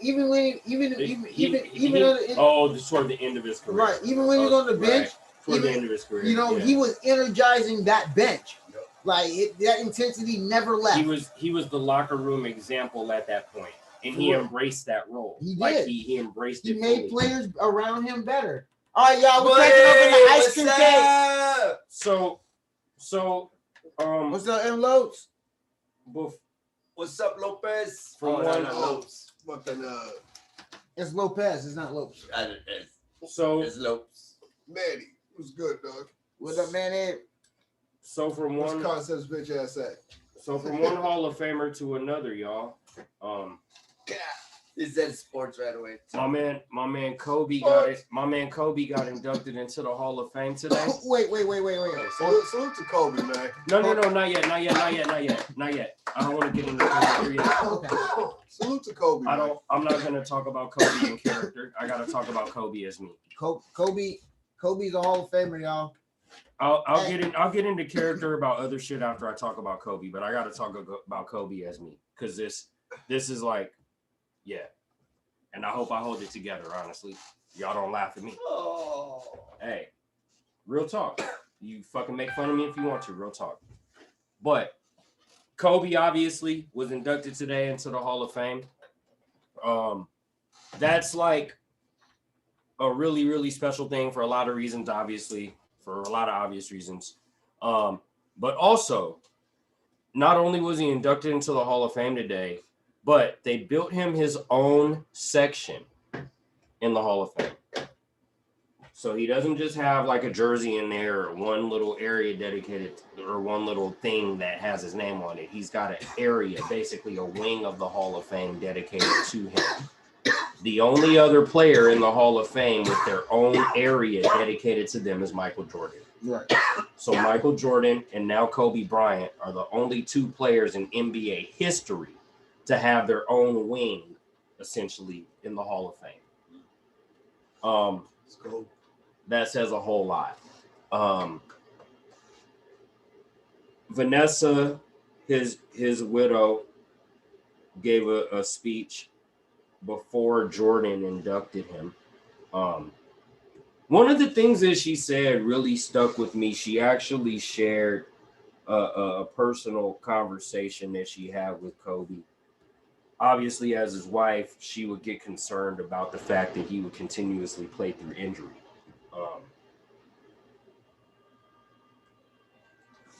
And she kind of shared that she had a conversation with him one time, and she basically asked him, yo, like, how about sometimes when you're hurt, you sit down? And you know what he said to her? He actually said to her, but what about the people in the 300 seats that saved every dollar they have just to see me for this one game? That's what he said. And that really just goes to show you the mindset of Kobe Bryant, because obviously he wanted to win. That was first and foremost. But he loved to play for the fans too. Like, that was a huge part of his motivation. Like, he never wanted to disappoint the fans that paid to see him. Yeah. You know, and that really was like a wow moment when his wife shared that story, because obviously that's someone who cared about his physical safety and was concerned about him always playing with a physical injury. And his thought through that was basically he's saying, fuck my injury, the fans are paying their money to see me play, is what he essentially responded with. You know what I'm saying? So, like, that just goes to show you, like, so much about who he was, not just as a player, but as a person. And, like, she also she named specific injuries that he played throughout his career. And it was a laundry list long. And it was nasty injuries that you're like, how did he get off the bench with those? I mean, the man tore his Achilles and still swished 2 free throws. Right. Not only swished 2 free throws, but limped off the court by himself. His own power. By himself. His own power. Yeah. So obviously, y'all know I'm a Laker fan, but that's because I was born and raised in LA. I've grown up there before I moved out here. The Lakers was the team I grew up watching. That was the team I was a fan of. I had the extreme fortune and pleasure of following Kobe's entire 20-year career. I had the pleasure of going to Staples Center and watching him put on performances many a time. As a hoops fan, I'm truly blessed. You know what I'm saying? And the thing was, like, I think Kobe understood how he talked about how the fans paid to see him play. I think he understood that went for on the road too. Even on the road when he was getting booed, I think he understood that even though those fans were booing him, they paid their dollars to go boo him. He was the guy that they were paying to go see play, even if it was against their team. Still got a chance to see. Like, that man used to come to Oakland and murder. Especially if your team sucked. especially if you knew your team wasn't gonna do nothing anyway, and Kobe came to your town, you wanted to fucking go see Kobe come to your town. You know what I'm saying? They used to build whole ticket packages, like when the Warriors were trash. They used to build whole ticket packages around. Hey, come see these stars play against us. Get this 5-game package with Kobe. Stars beating our ass. Kobe's coming. Yeah. He was box office. Like, and you knew he was gonna torch you. So everyone get your signs, right? Everyone get your bottled up Kobe hate. We're gonna all release it at once. Here's the thing. And he knew that. When he came to Oakland, half the motherfuckers is rooting for him though. Yeah. And that was in almost every arena he went to. Well, it's like that with LeBron. You know. Everyone always likes a winner, and everyone always also likes, like both Kobe. Knock him off that pedestal. But both Kobe and LeBron, like these greats, they do so much for communities, not just for the sport. And people respect that and they root for them for that. That's true.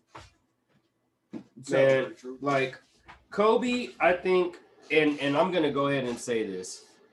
I think Kobe in the history of the sport had the fiercest work ethic. Like every other great pretty much had their thing that they did on the side outside of basketball. Kobe didn't really have anything on the side outside of basketball. Jay Fetty was good. Like in his free time, he went to the gym. Jordan played golf. He smoked cigars. He drank. He fucking gambled. Kobe didn't do none of that shit. Magic went out to the clubs. You know what I'm saying? Fucking Kobe spent his off time in the gym. Like that was. I tell you what. That was what it was. I heard multiple stories from like athletes who would like come play the Lakers, and then at night, you know what I'm saying, they hit up Kobe like, "Yo, what's good, man? Let's hit the club. Let's go party. Let's go get something to eat." And he's I'm going going to the gym. Yeah, I'm going to go to the gym. And they're like, after the game. After the game. Man, we just won. The game's over. What's up? Let's go get some bitches. So Hey, Kobe, you just went for 50 and beat us by 20. But I'm gonna go to the Jay gym. Peasy, what's good? I'm gonna go to the gym though. I got stuff to do. Sorry. Fetty Peasy, what's good, man? Respect. Yeah, that's how. Yeah, Diamond Pit, her face. Yeah, that's how Kobe was. Yeah, but didn't he have a laundry list of like cheating things? Well, it wasn't no laundry. There was one scandal. I'm sure. I mean, that's the one time we got caught. Let's be.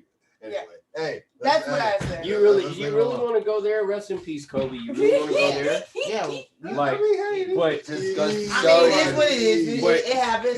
He wasn't the one that had like a list why of we 100 gotta and assume? Why we gotta he assume cheated on something with? that we don't know? No. We know he did it once. Why we basketball player gotta was that? assume something we don't know? We know he did it once. Like we know he did it once, but let's focus on other things about Kobe. Feeling good? Feeling like, but another thing too, though. Oh, he said, Fetty said he got your shoes on the way, Mac. And then Let me know the price, dog. I got you. And then Peasy said he's feeling good, man. So shout out Jay Peasy, man. Fam in the building. I'm gonna need one of those shirts, people. Yo, good looking out, dog. Other look for the Iversons everywhere. Other things I need to mention about Kobe. I mentioned he's my favorite player. I think, and I can't call him the GOAT player, but I do think that he's the greatest scorer to ever play the game. And I'm going to list all the reasons why, because I know it's debatable. There's a few players that you can name in that discussion, rightfully and reasonably so. So I'm going to give my list of reasons that I think Kobe is. Greatest scorer of the modern era of basketball for sure, which makes him the greatest scorer of all time in basketball, if he's the greatest scorer of the modern era. But 81 points in a game. I'm going to start there. 81 fucking points. 81! All right, what happened? Don't let Madman Smith come out. No, not yet. He's not not yet. I'm getting there, man. No, because Madman Smith's already judging us from the back room because Kobe is really a special spot for me, so I'm not into character when I talk about this. But like, 81 points in a game, and it was. Let's put that in context for a second. This was the same season where he scored 63 in 3 quarters of play. Didn't play the fourth quarter. So in 3 quarters of play, he scored 63 points. They asked him after that game when he did that, they were like, how come you didn't play the fourth quarter? You could have gone for 80. He said, I'll save it for another time when we need it. And later that same season, he went for 80 fucking 1. Later that same goddamn season, he went for 81. And in that game in which he went for 81, the Lakers were losing the entire first half. He was scoring, but the Lakers were losing. In the second half, they came out and he was still scoring. And they just never stopped him from scoring. So even though he was putting up points in the first half, we were losing. But he kept doing his thing in the second half. Nobody stopped him. And the rest is history. And we ended up winning that game. Raptors? Yes. Yeah. Jalen Rose. Got it. Torched. Like this thing. Like this. Like this is Jalen Rose. Just like Look, that. this is Jalen Rose. This is Kobe. In fairness, but you know what? I'm going to defend Jalen Rose just for a split second in this situation.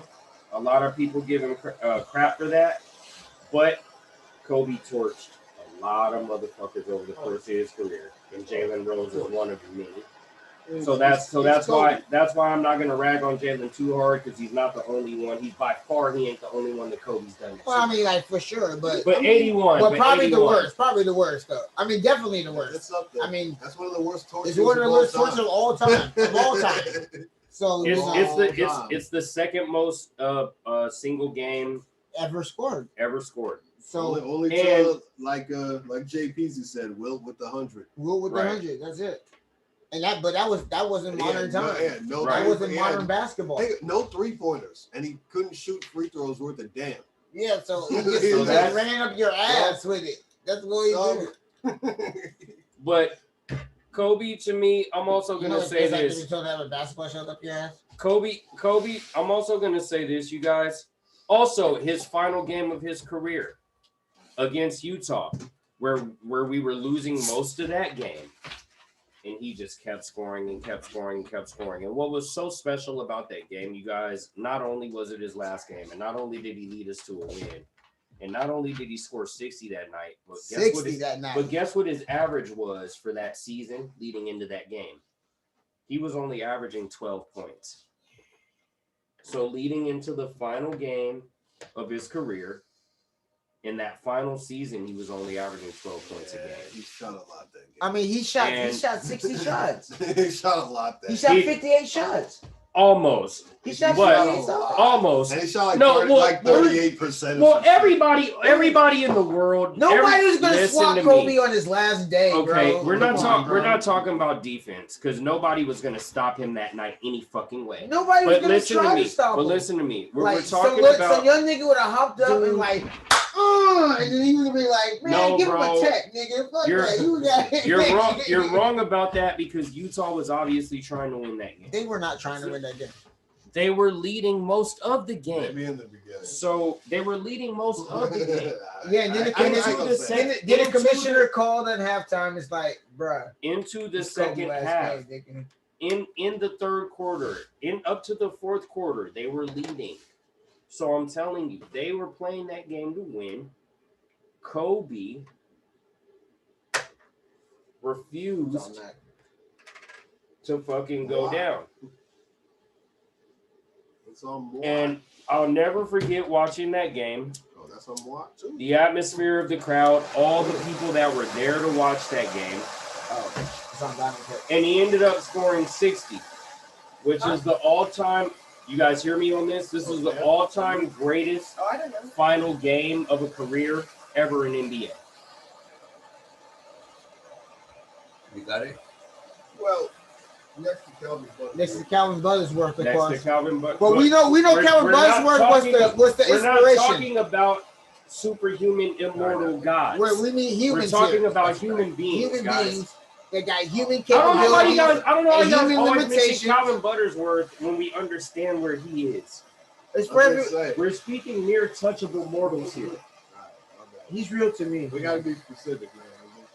Calvin Butterworth is otherworldly, and we all know that. NBA players, Calvin Butterworth is otherworldly, and we all know that. Right. But yeah, man, Kobe, and not just the scoring, dude, but the level of difficulty of shots he can make. Mind this, you guys. Listen to this. Kobe fucking tore one of the tendons in one of his fingers on his shooting hand, and fucking taught himself how to shoot left-handed. This man fucking shot left-handed and made left-handed shots in games because he fucking hurt his finger on his shooting hand, dude.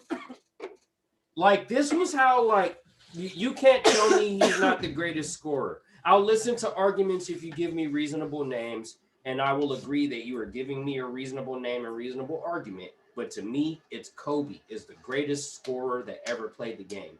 Just because of the fact of how many different ways he could score. And I'm talking about with a hand right here. Look at me. With a hand right here. Routinely. But there were so many times where Kobe made shots just like this, though. Just like this. Alien. So many times. So many times. The answer is Jordan.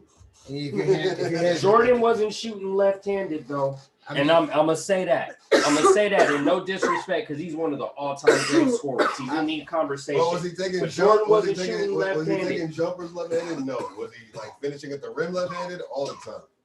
No, but that's what I'm saying. Kobe was fading away left-handed. He found a way because his fucking shooting hand was injured. Fading away left-handed. Yeah, I'm going with Jordan because when you look at the numbers, he did it more efficiently. I mean, he did it by a higher percentage. He did it with higher numbers. He did it better in the playoffs.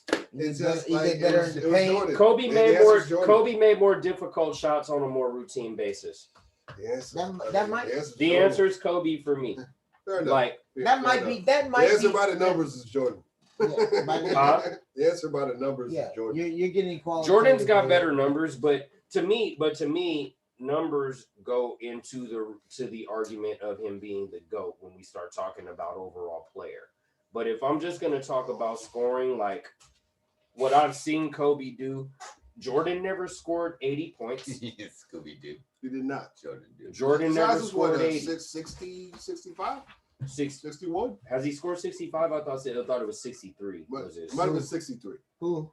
Jordan. I think his career high 63.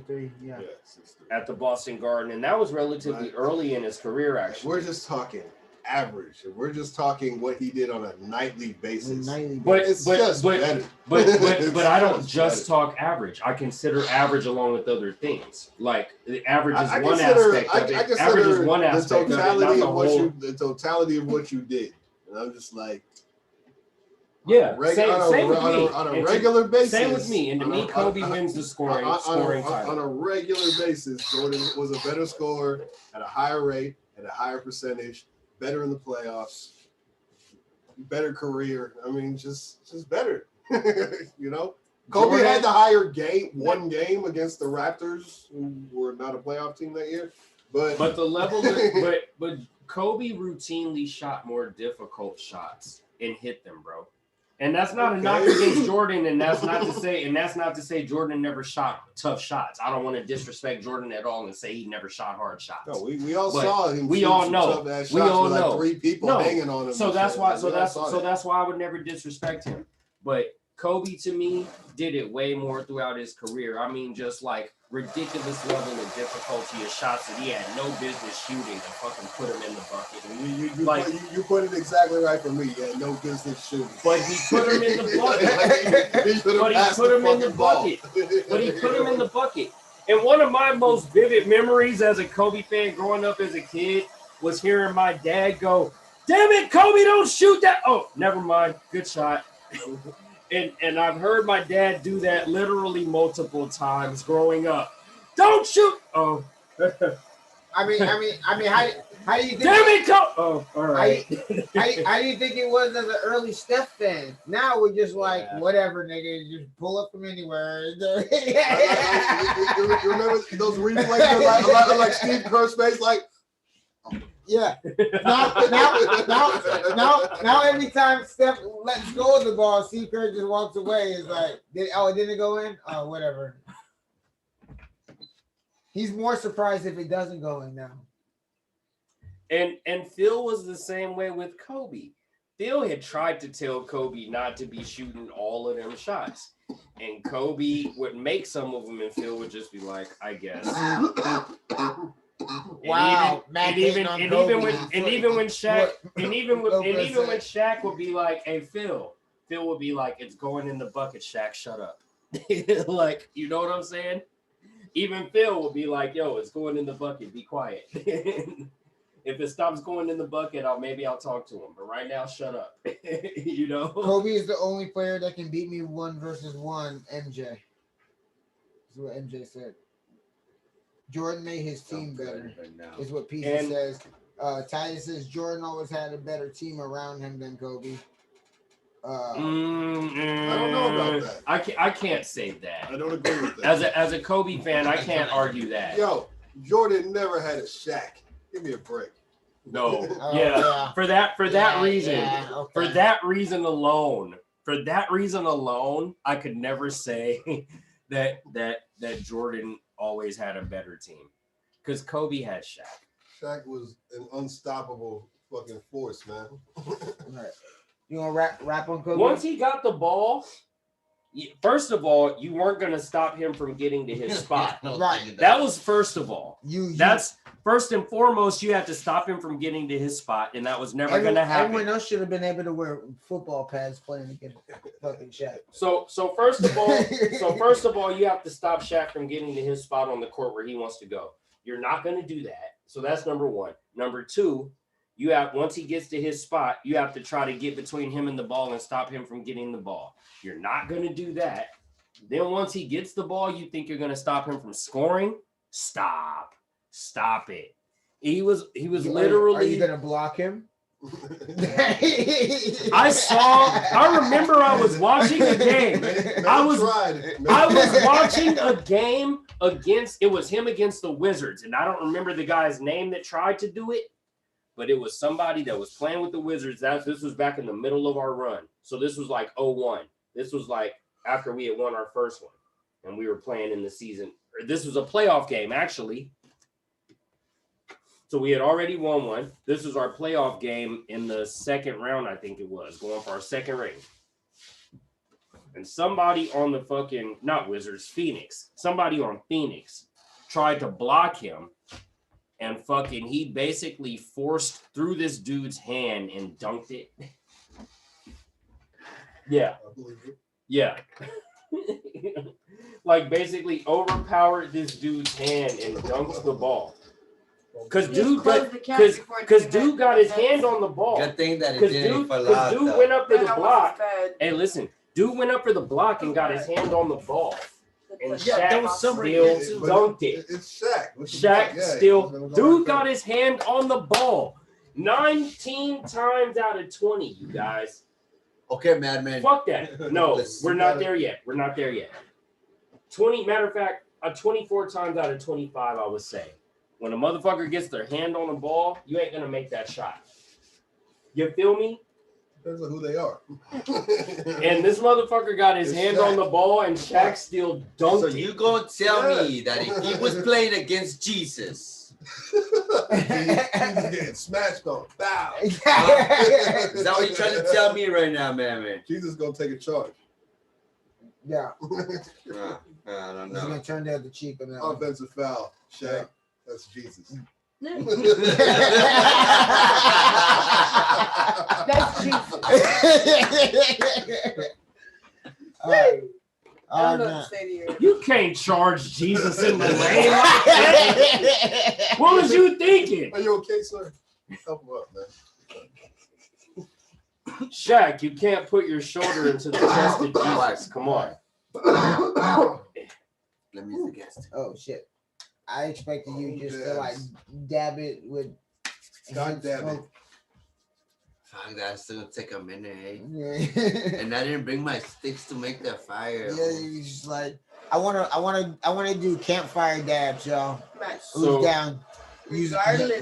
Using campfires and dabs. Regardless. So After the before- third ring, Kobe only had 3 seasons where the starting 5 put up double digits. Jordan's always had that in Chicago. Okay, so Kobe had down years that Jordan didn't have. Hold on. Kobe had down years that Jordan didn't have. I understand that as far as like the team, but like Jordan never played with the Shaq though. So I get both sides of that argument. Yes, When Kobe. the starting 5 put up double digits? No, you didn't. Jordan? No. Like Jordan didn't have a whole starting 5 put up double digits. No, not a whole starting 5. He had someone in the starting 5 putting up double digits. Kobe had no one else in the starting 5 putting up double digits. That's what he's saying.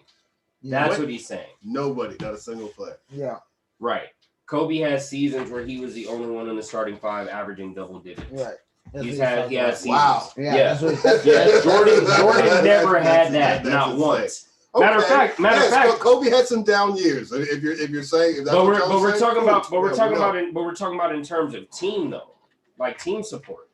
Yeah, like that's because pretty nuts. He had Chris Mim and Smush Parker and I mean all them whack motherfuckers for a couple years. and I was a loyal fan then, and I suffered in pain.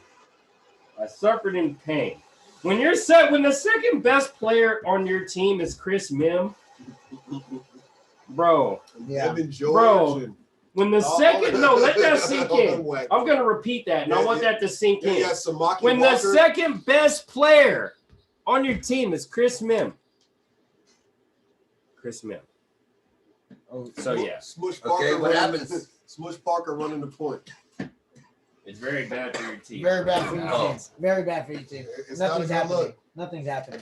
It's not a good look. Even if you have the late great, historically great Kobe Bryant, if your second best player is Chris Mim, you have a problem.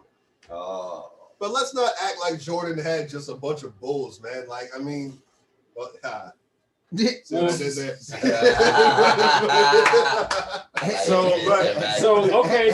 answer me this. Like Bill Weddington was not averaging 10 points a game. Like let's keep it real. Well, I'm gonna tell you this though. Luke Longley was not averaging 10 points. Okay, but answer me this. Answer me this though. Other than Shaq, name a teammate that Kobe had other than Shaq that was better than Scottie Pippen.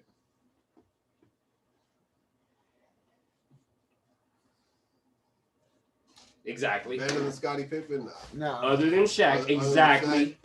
Exactly. I can't do it. Exactly. So, I give Jordan credit on that side of the argument. Right, cool. No, I got you. But I give Jordan credit. I got you. I give Jordan credit for that side of the argument because Jordan never had Shaq. So I give Jordan credit for that side of the argument. Heavy credit. But yeah, other than Shaq, like Pippen was Pippen, bro. Like Scottie fucking Pippen. So was a monster. Holler at the folks. Let's not like in the years Kobe's winning. Let's not act like he didn't have help. Like he had plenty of help. Like when you talk about Ron Artest, you had one of the best defenders in the league. When you're talking about Lamar Odom, you had a Swiss Army knife doing a little bit of everything. We talk about Pau Gasol, like in his prime. Derek Fisher. That you got gifted from fucking Memphis. You know what I mean? Like Derek Fisher, Robert Horry. He had some help. He had a lot of help. Let's not act like he was doing shit by himself. No one wins championships by themselves. You know what I'm saying? I'm not saying Steph Curry this year. He ain't winning shit. I'm not saying he didn't, but it's just like, you know, Pippen is like one of the all-time greats. You know what I'm saying? Sure. Shaq is one of the best centers of all time. So let's top 3 center all time. I got him. So let's not act like Shaq. So besides Shaq, he's fucking Shaq. Top three center all time, my opinion. Like I said, depending on how many strings you give me, he's going on my all-time team. Depending on how many strings I get. Okay. Maybe we should have that discussion too. What's that? Matter of fact, go ahead and hit the music. Rest in peace, Kobe. We love you. We miss you. Congrats on the Hall of Fame. Sports! Before we get going, let me just say, yo, this is Big Chillin' with Diff Dope, episode 43. This is the dab episode. You know what I mean? We are smoking. So we are Irie in this motherfucker. All right. Hall of Fame and NBA today. Shout out KG. Rest in peace, Kobe Bryant. The kid. You know what I'm saying?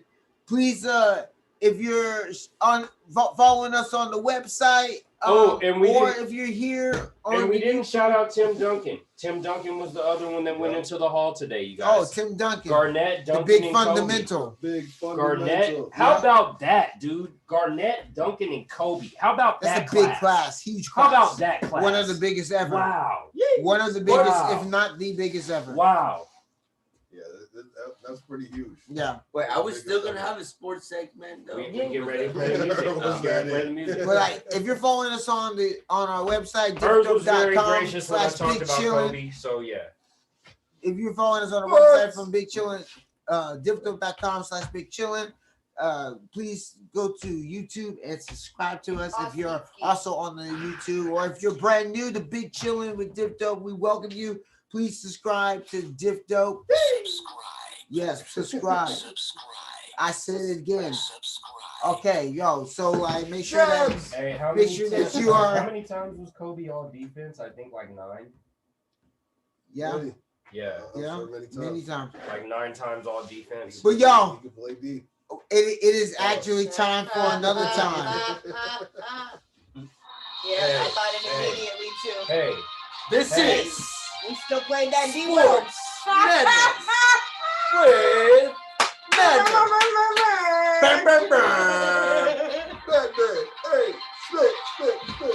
Diamond Pit Media, you are just disrespectful right now, okay?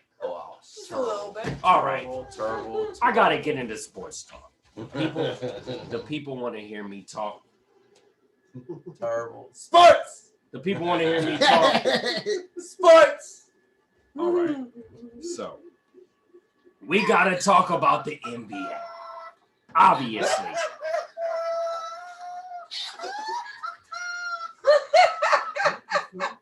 We are right around the corner from the NBA playoffs, okay? I mean, right around the corner, and things are heating up right now, okay? I tend to get excited around playoff time. If you pay attention to me year after year, you tend to know that I get excited about playoff time. And this year, we got a lot going on. Not just in one conference, but in both conferences. In both conferences, Matt Kellerman, we got activity. We got things moving and shaking. We got teams jockeying for position. We got everybody trying to get here and there and get to the higher spot and not slip to the lower spot. And teams trying to avoid the play-in and teams trying to jockey for position within the play-in. It is crazy, okay? It is bananas right now in the NBA playoff scene. Here's what's going on. Here's what's going on.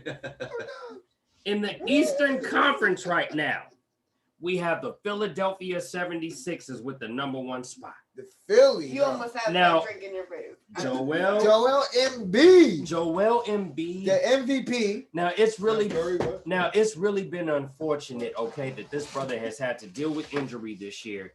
And I think that has really hampered every year. And by way of injury, I think that has really hampered his MVP chances this year.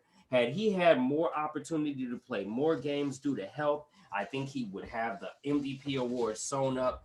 But due to the fact that this brother has not been healthy, I think he had lost out on his chance for the MVP award. But here's the thing. He's going to be healthy come playoff time, and the 76ers are going to be ready to go. And they currently hold the #1 spot, okay? Everybody was talking about the Nets. The Nets actually ain't getting the #1 spot. The 76ers have the #1 seed. Now, that doesn't mean that the Nets can't beat them in a 7-game series, but the Sixers have the #1 seed in the Eastern Conference, okay? Now, here are some things that can change, though. Things are still moving with only one game, Matt Kellerman. With only one game to go. With only one game to go, things can change. Things, not with the 76ers and the Nets, but things can't change, all right? So I'm going to say this. Actually, there is one game separating the top 3 spots in the East. So the Nets are 1 game behind the 76ers. The Bucks are 1 game behind the Nets. But with 1 game left, I'm going to venture to say that's not going to change, okay? I think that's going to stay. If I may interject, Mr. Mad Band-Aid Smith. Matt Kellerman, how dare you?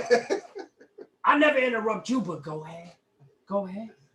This is 1 year. I don't think seeding really matters all that much because like everything is thrown in disarray where you got all these injuries. Like, because if Brooklyn comes back healthy for the playoffs, it don't matter where they're at. If the Lakers come back healthy, it doesn't matter where they're at really. So,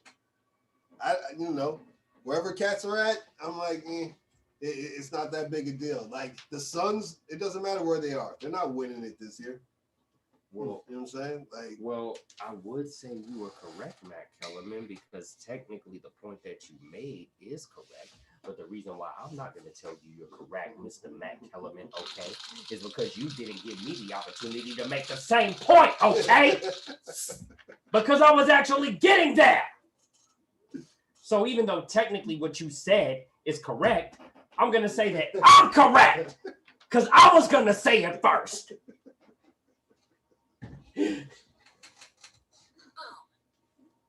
Fair enough.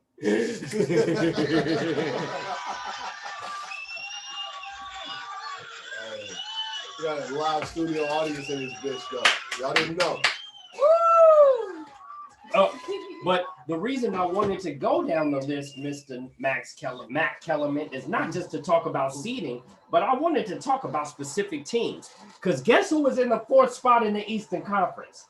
Oh, did you see Stephen A's Knicks? Did you see Stephen A's Knicks this season? Did you see him? Did you see him? Stephen A. Stephen A. Because I've had to hear his mouth all season long. Stephen A's Knicks are excited. MVP candidate. Julius Randle's balling. Knicks, most improved fucking NBA player. Knicks fans have already had a couple of celebrations outside Madison Square Garden this season, as if they have won the Larry O'Brien. I mean, they matter. And I'm gonna say they know who we are. They know who we are. They know who we are. So I want to say two things about the New York Knicks going forward. First of all, this is going to be their first playoff series since 2013. Not only that, but I think they're actually going to win in the first round. I think the New York Knickerbockers are going to win in the first round. That's right. I'm saying it right now. The New York Knicks are going to go to the second round of the NBA playoffs this year. I'm saying it now. Who would they see? In the first round, the Atlanta Hawks. Oh, yeah. They'll beat the Hawks. The Hawks are already And if chalk stays the way it is, okay? So if chalk stays the way it is, if nothing changes in the Eastern Conference, they will face the Hawks in the first round, and then in the second round they would have Joel in the Sixers. So that's why I said that no matter what happens, their ceiling is the second round. Their ceiling is the second round. They're most likely going to have to play Joel in the Sixers in the second round. Most likely. So that's not going to work. Do you have the nerve to play a snoring sound right now? How dare you? I didn't think you were going to. You are the most disrespectful person we have ever had here on Big Chillin with Diff. That's my job, man. You don't deserve to be in my presence right now. You sounded like my dad. That's because he was correct.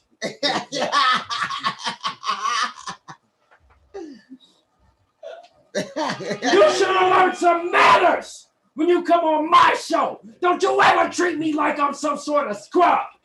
I am Madman A. Smith, damn it.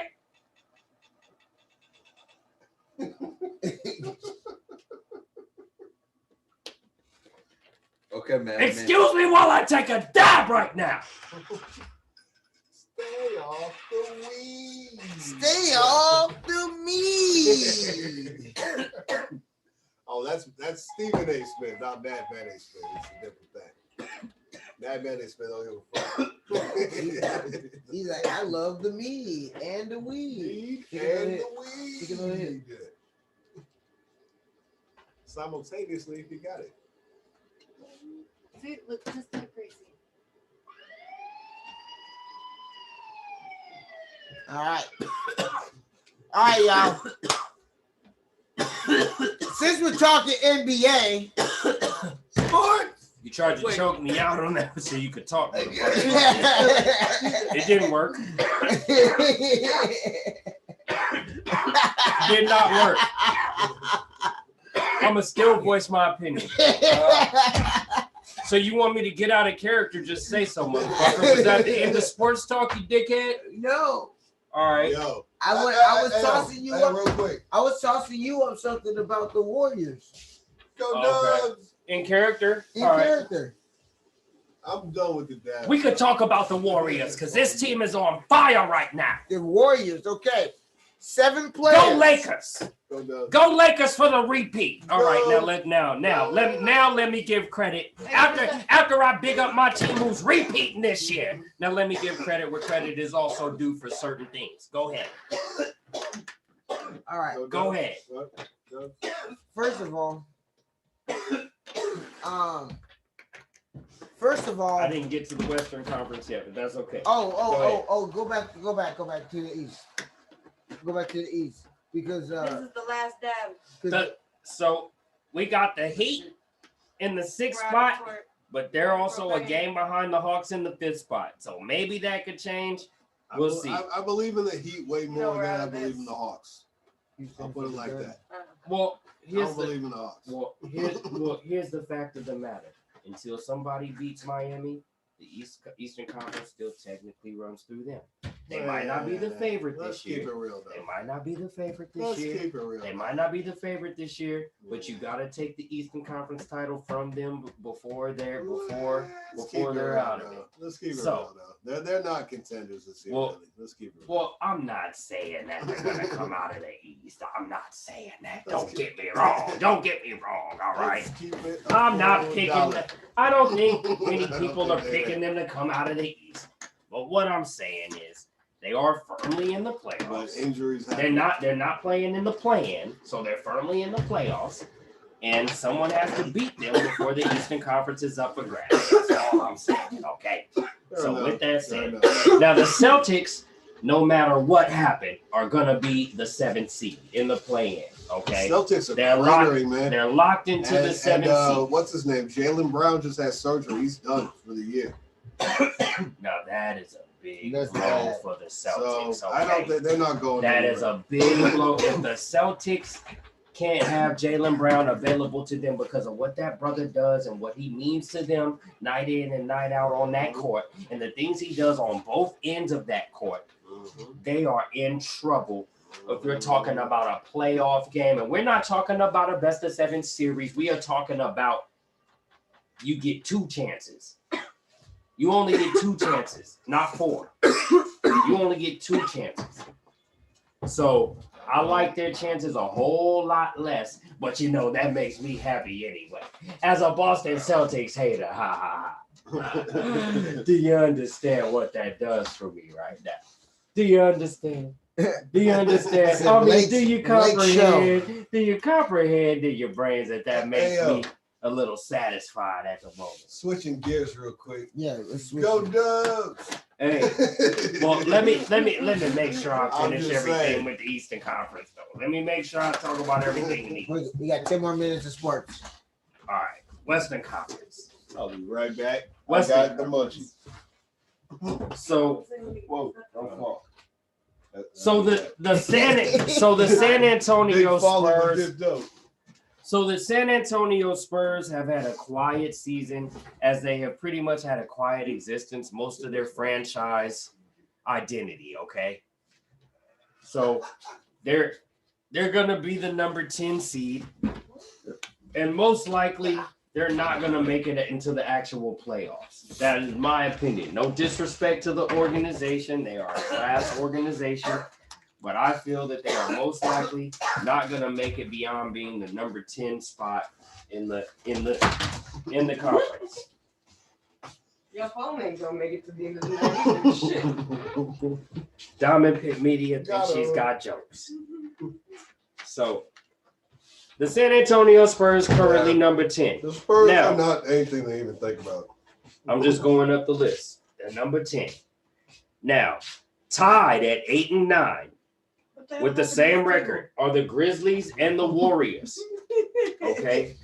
Now, the Grizzlies do have some talent in a young brother named Ja Morant. Ja Morant is a baller. And you need to keep your eye on that brother, not just this season, but going forward in the future. Okay. You need to keep your eye out for that brother. Third season? Now, that's pretty much all I can say for the Grizzlies at this point. The Warriors, all I can really much say for them is that they have one of the greatest players, probably top 15, top 20 player to ever play the game in Steph Curry. And in my opinion, the second greatest point guard to ever play the game. And undoubtedly, it's known worldwide that he's the greatest shooter to ever fucking shoot the ball, okay? That's right. Madman A. Smith drops F-bombs. Madman A. Smith can drop F-bombs as he fucking pleases. Because this is big chillin' on mine. Yeah, that's right. I'm banging Diff dope. Banging in Diff hard. dope, cuz. Oh, man. Drop that dip dope out here, cuz. Sorry. That's all I thought in my head. Put two when he said that.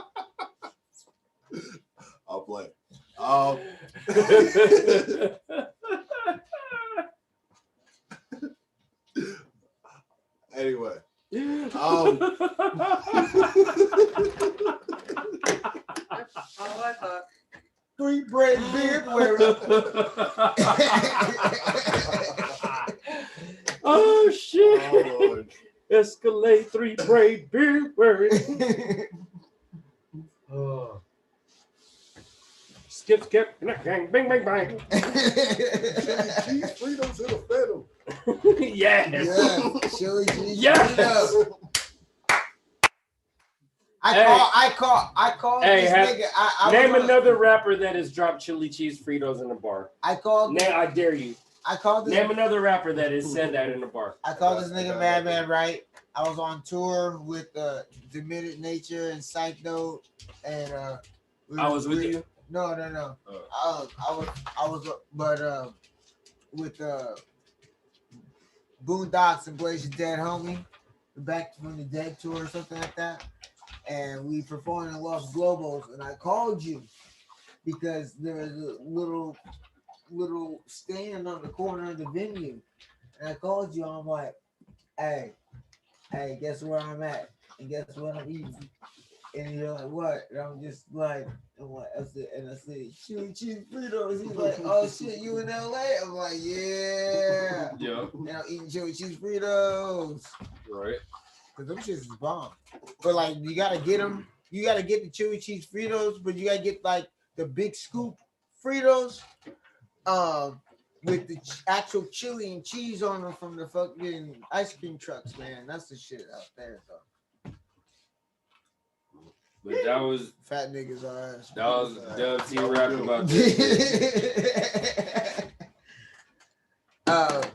Hey, so y'all want to really rap about this Western Conference? So Warriors are tied. You guys are currently tied. Fuck my. I already talked in Madman Nate Smith's voice, so let me just holler at y'all niggas now. So Warriors and Grizzlies are tied with the same record, and they're in 8 and 9. Warriors 8 right now, Grizzlies 9 by lieu of a tiebreaker, but there's still one more game for each of them to go. The Lakers are currently in 7th, tied with the 6th place Blazers. I honestly feel that we're going to win our game against the Pelicans, who are not playing anyone tomorrow. They're literally not playing anyone. No, I'm not. That's not an exaggeration. Zion is sitting. Lonzo is sitting. Ingram is sitting. Hart is sitting. They're not playing anyone. They're like out of the running, right? Yeah, they're out of the running. They're not playing. They're not playing anyone at all. And the Lakers are most. Kobe would have played. Yeah, he would have. And the Lakers haven't announced if Bron and AD are going to play yet, but I think they should play. That's my personal opinion. I believe they should play. That's just my personal opinion. If y'all need that W, I mean, you know, might as well. Well, stay out the playing if you can. Right, that's what I'm saying. Us winning that game. So if we win that game, we need Portland to lose their game. And so I think that can happen because they're playing against Denver. Yeah. Who I think is not only a little better than them right now, right? But also even without Jamal Murray. Like I was who I telling think is y'all, a man, little Denver bit, hasn't really missed who I much think of a step. Who I think is a little bit better than them right now. But not only that, but Denver actually has a reason to play tomorrow. Because if they lose and the Clippers win, then the Denver falls to 4 and the Clippers rise to 3. And there's a difference between 3 and 4. It's only one spot, but there's a difference between 3 and 4 in terms of matchups. Yep. So if you have the 3 spot, you don't want to fall to 4. Right. It's the thing. Like Denver brought in a bunch of reinforcements at the perfect time. Like they brought in Aaron Gordon. They brought in because they were starting to fall, man. They were starting to fall. McGee. Like they brought in a couple other dudes, and they just shout out JaVale McGee, bolstered who is still like finding strong roles in the league right now. Now, you know what I'm saying? Let's talk about this because we're talking about the Denver Nuggets and we're talking about playing games. So, if the Lakers do avoid the play-in and we end up getting in at the 6th spot and Denver holds on to where they're at right now, that's our first round matchup. If we get into the 6th spot and they stay in the 3 spot, that's our first round matchup. I'm not worried about them, especially with no Jamal Murray. And I heard the points we were just talking, just literally 2 seconds ago. I heard the points we were just making. That applies to other teams against us, especially with no Jamal Murray. I have no concern. If that ends up being our matchup, if we get into the 6th spot and if they stay in the 3 spot. Yeah, we'll see about that. I Now, guess. Y'all's big too. Just gotta be sharp. Gotta be 100%. We got them. We got Drummond. Schroeder's back. Our role players have started to step up. KCP has showed a little more consistency lately, which we're all happy to see. Kuzma has shown vast improvement this season, all season. He's shown vast improvement from last season. So we're coming back into form where we need to be, not to mention we've just won our last 4 games. So, and in the last 2 games, Bron and AD played well. Bron and AD both balled today. So I'm seeing what I need to see when I need to see it. Last week I was more concerned because there was more uncertainty. From last Saturday to this Saturday, I have seen some things that I need to see to give me a little more confidence. No doubt. Let's talk about the motherfucking Dubs, though. God damn it! You guys, Steph Curry. You guys, go Dubs! God damn it! You guys have done a really good job this season.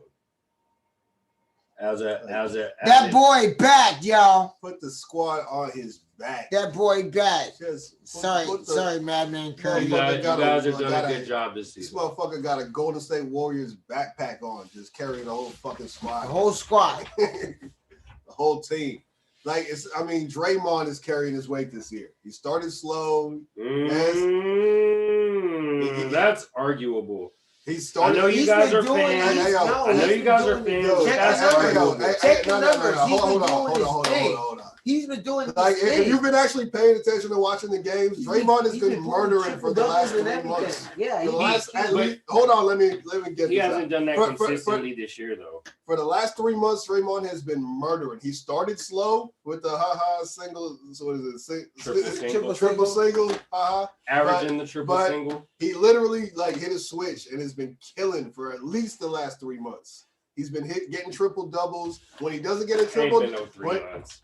At least the last 3 months. I ain't been dude, you just ain't paying attention then, because Draymond's been on fire. If he's not scoring, he's getting at least fucking 8, 9, 10 rebounds. He's getting he's what, top 5 in the league in assists? I agree with you. If you're not watching that, I guess you're not watching. I agree with you. Draymond has been killing. I agree with you. I agree with you in the fact that he stopped doing triple singles. But for the last 3 months at least, Draymond he ain't been doing no trip dubs. Yeah, he had. What did he do? Last game was it? Yes, he has. Last game, maybe 2 games ago, he had a triple double. He's at least. I'm gonna say this without even looking it up. He's got to be at least top 3 in the league in triple doubles this year. Someone look that up if you want. All right, so. Well, that would make him 2 or 3 if he's in the top 3. This year, if he's in the top 3, then he's 2 or he's 3. Westbrook, of course. Right. But yeah, Draymond has been killing. Draymond has been on fire. It's he's a power forward, top 5 in the league in assists. Are you kidding me? Give me a break. Yeah, he's still triple. He ain't the greatest defensive player of all time, though. No, he's not. That was just, come on, bro. You gotta have confidence in yourself, but come on, bro. No, he is not. That you are not. Why did you say that, Draymond? Why did you Draymond Green? Why did you say that, bro?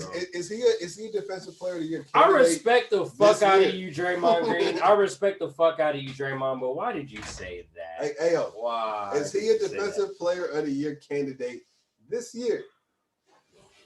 I don't think so. Is he a top 3 guy? I don't think so. No. I love the guy, but not this year. Jeez. He had a good year. He had a hell of a year. Like if you look at the numbers, especially the last few months, And he said it out of his mouth, bro. Like he said out of his mouth, and he feels that he's the greatest defense. Wow. Come on, Joe. Like we could easily sit here. We've done this actually on past episodes, but we could easily sit here and name 10, 15 players that are better than you in history. Like, come on, easy. bro. It's like naming 50 rappers better than Fabulous.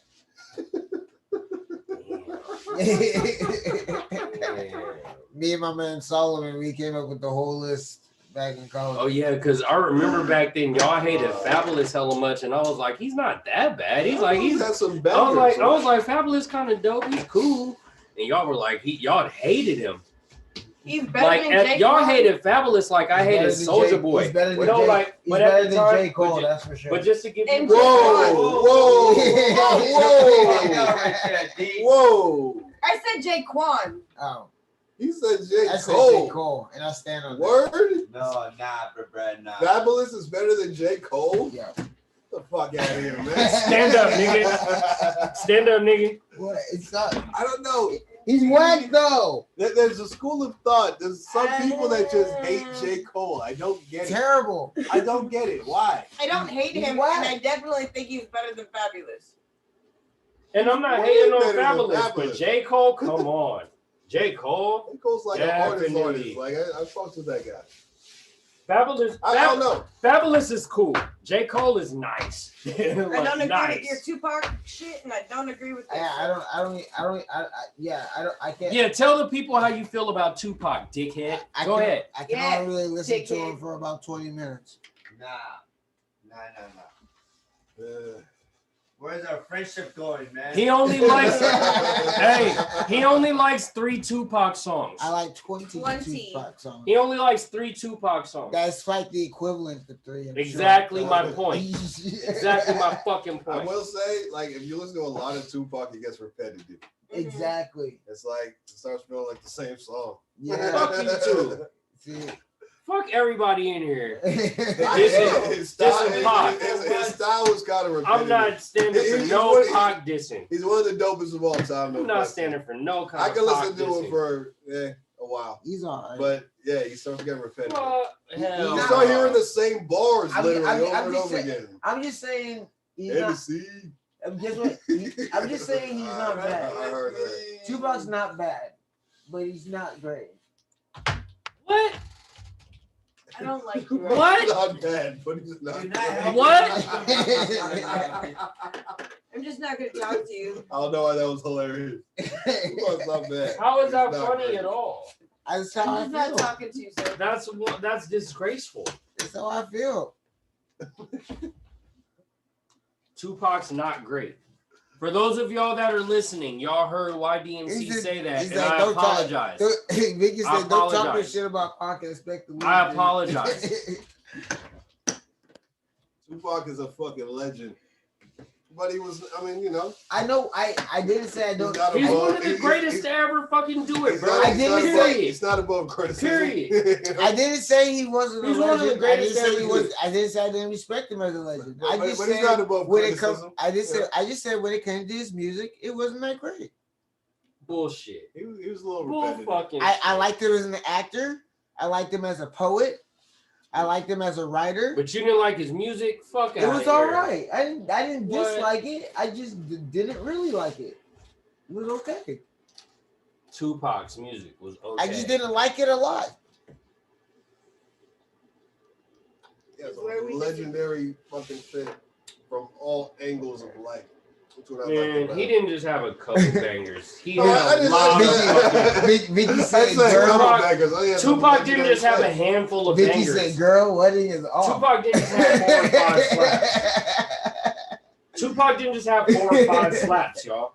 We're talking about fucking Pac. I never We're talking said about that. fucking Pac I here. said, Nobody said that. bro, Look at that of anyone else, 20 songs would be like their catalog. of what Tupac you could had tolerate. 4 or Of 5 Tupac, I classic had 20 albums. songs. Tupac had 4 or 5 classic albums. I like most of one of his albums. He did. His albums He were long. could get repetitive. His style didn't change very much. I like Tupac all the time. I like Tupac for multiple things. Music's just not one of them. He was, but he found out who he was. He figured who he was, and he did his thing, bro. This is why they call the Tupac fans equivalent to. This shit was classic. This is why they say Tupac fans are equivalent to Trump supporters. Listen. Hold up. I like you even less now. What? All right, you can eat a whole big bag of dicks now. That was cold. That was cold-blooded right there. Yeah, fuck off. All the way. No, Have you ever in your life heard me say a positive statement about Donald Trump ever? So thank you. Have you ever heard me say anything positive about Donald Trump ever? That wouldn't. But that wouldn't not be. the idea. That would be irrelevant in that situation. Break it down. Okay, so I don't like you. Yeah, that's fine. If anyone knows me very much, I prefer not to be like that. Vicky says, "Off with your head. His music saved my life." Pac is a shit, bro. Off with your head. Wait, Pac is a shit. Wait, listen. Wait, listen. Hey, Because like once I say this, all you guys are gonna feel like fucking assholes. And I won't call you pieces of shit, but I will silently think it. All right. Okay. Go ahead, sir. So, if you really want to hear something, here's some shit right here, motherfuckers. All right. Shut the fuck up. Okay. I said hi.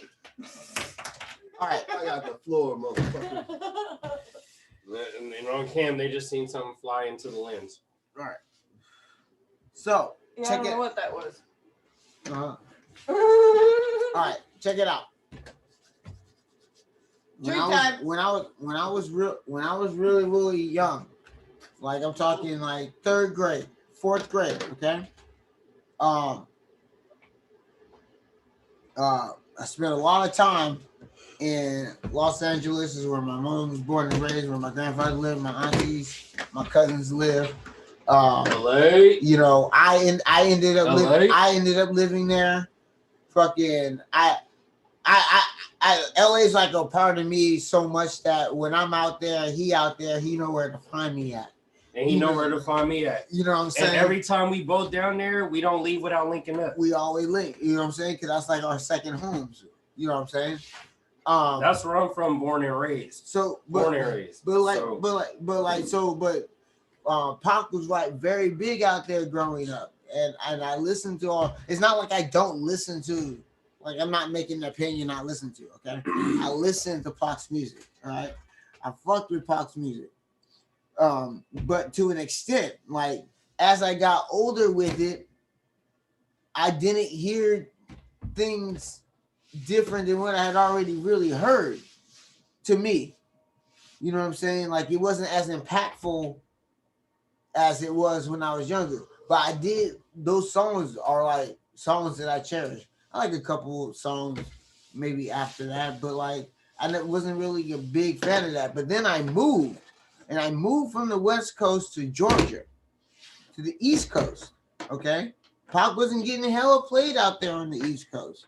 All right, I ended up listening to like hella more Biggie and hella more like, you know, Southern artists, hella Scarface and shit like that. You know what I'm saying? So like I didn't have that full like exposure to Pac as West Coast cats had, which I assume most of you are. All right.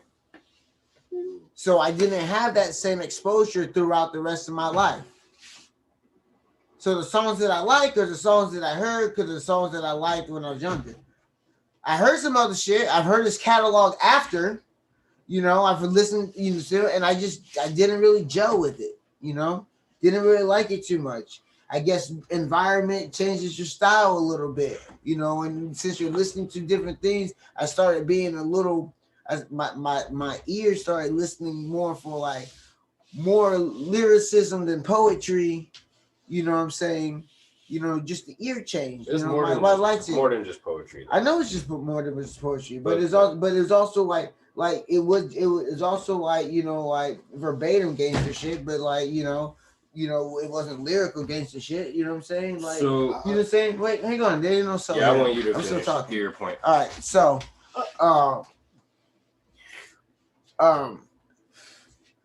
so, but what I did fuck with Pac growing up when I wasn't listening to his music is like I fuck with Pac Hughes as an actor.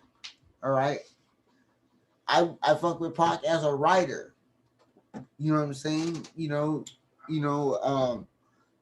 I really like learned a lot about, you know, his upbringing. I learned a lot about his mother. You know, I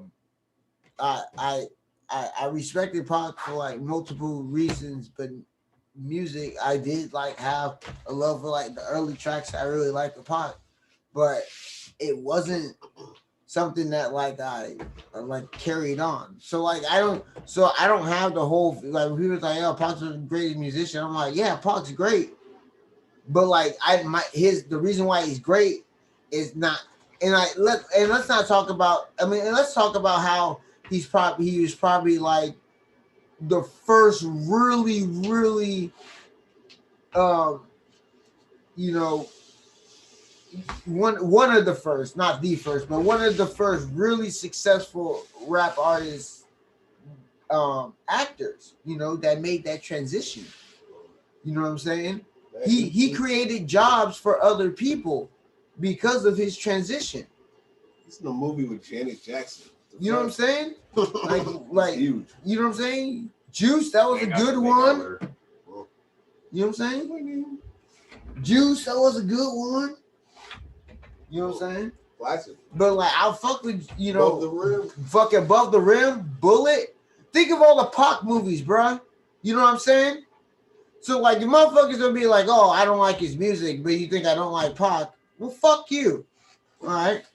But it's only like that. I didn't have the continuous exposure to Pac. So I was just like it. So I didn't just listen to him. I didn't just hear Pac. You know what I'm saying? I heard the Pac that I heard, and then I moved, my environment changed, and so I didn't hear that Pac. And then so like, you know, my taste changed. You know, I would like, it's not like I don't think Pac is a great person. I just, from all the music that I heard, I like a small percentage of Tupac's songs.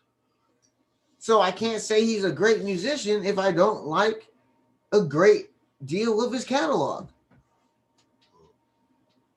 So I'm not saying I don't think that he's not great. I personally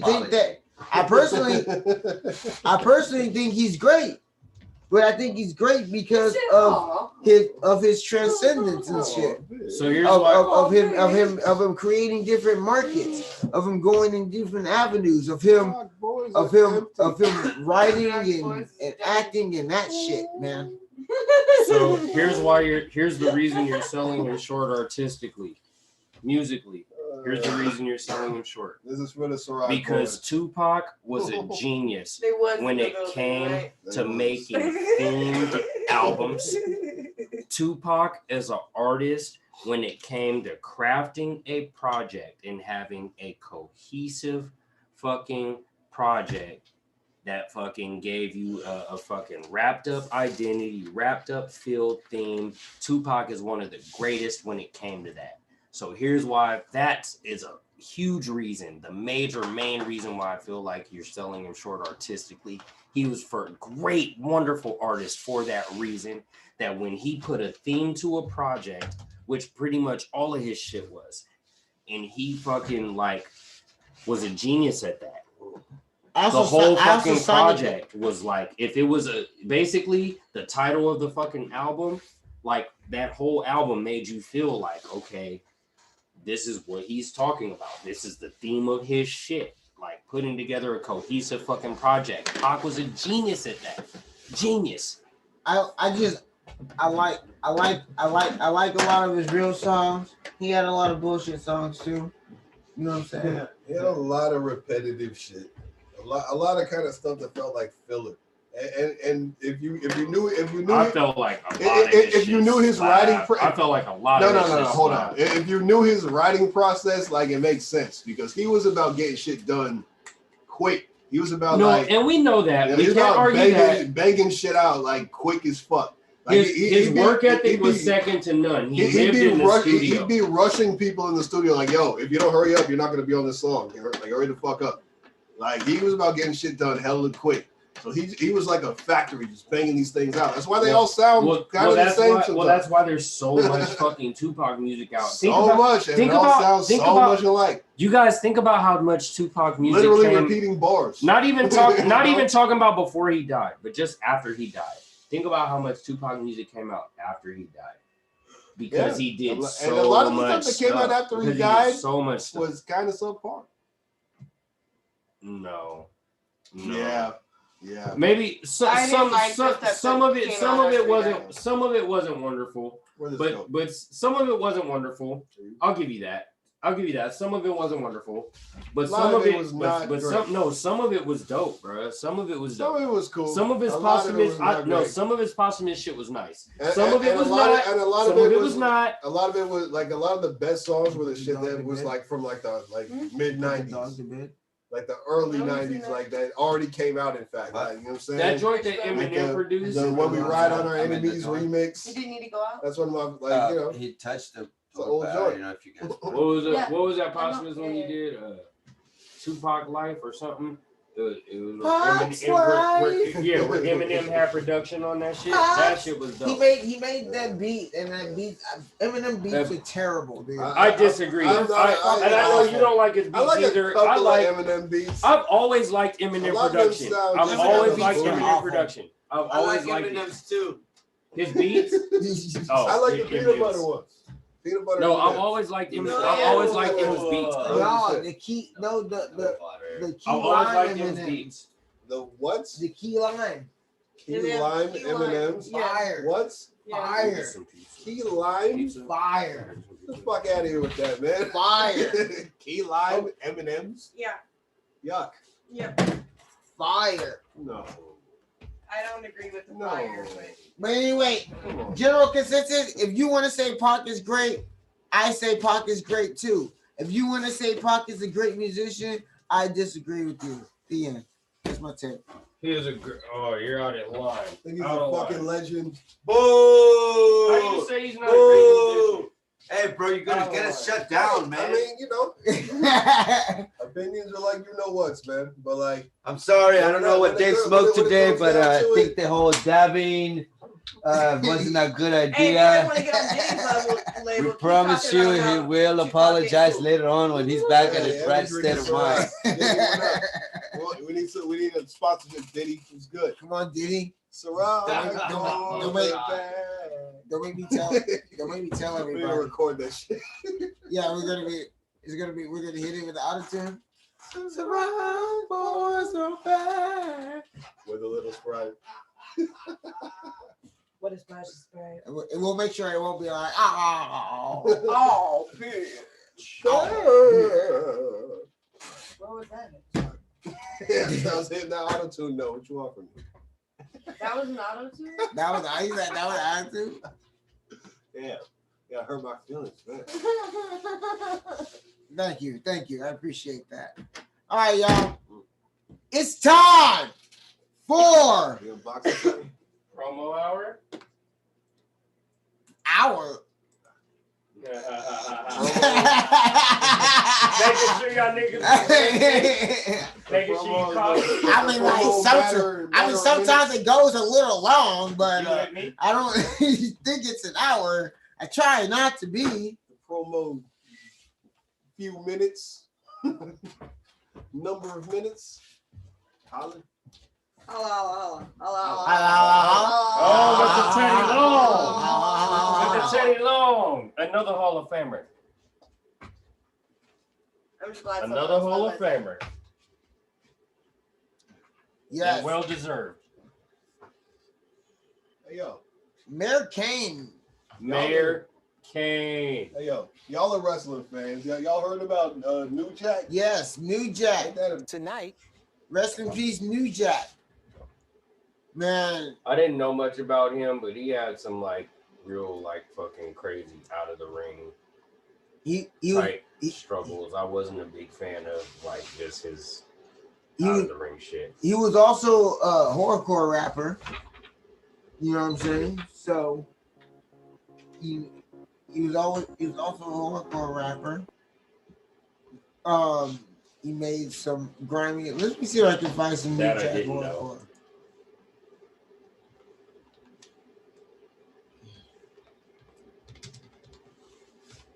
Paul Heyman did a speech about him today on Talking Smack. Oh, did he? The little podcast talk show. Yeah. I mean, a lot of podcasts. It's like I'm good, man. Yeah, it's like the post SmackDown little talk show. All right, let me see if I can find okay.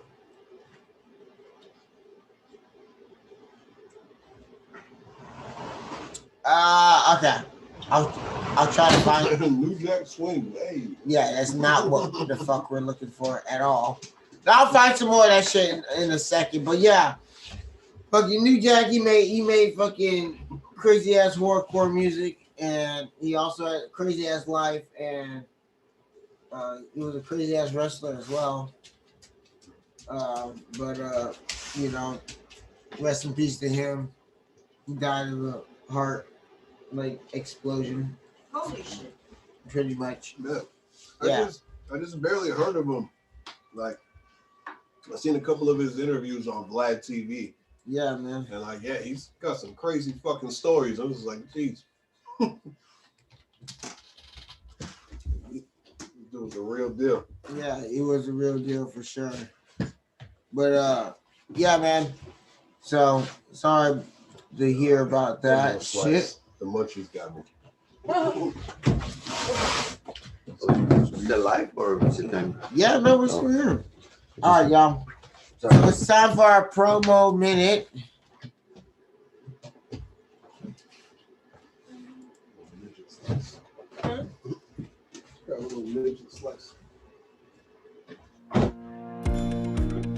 All right, y'all. Promo minute.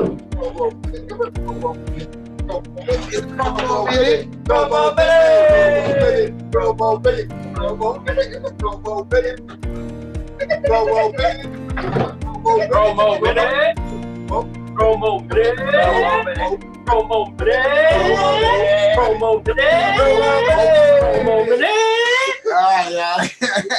We're garbage for that. It is not that we all just jumped in. It is the promo minute, y'all. You guys with each other's hyping. Yeah, man. It is promo minute. That says a lot about us. Yep.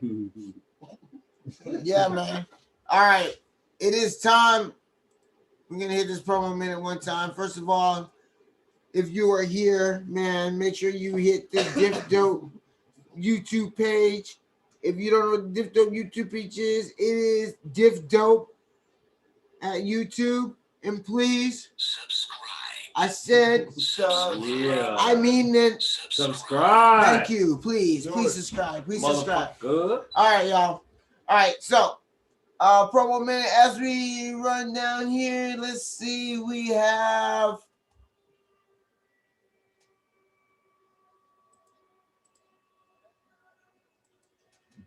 both eyes. We have both eyes, y'all. MXD, Pimp Habanero. Yeah. We about to drop that shit, y'all. That shit dope. Put some touches on it, man. Touches on the video, touches on the vocals. It's gonna be good. Wow. 25th letter. I think that's gonna be able to be ready for the 25th this month.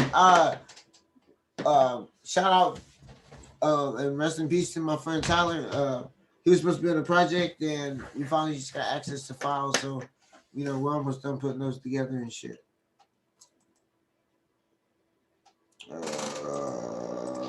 That's basketball. We already talked about that shit.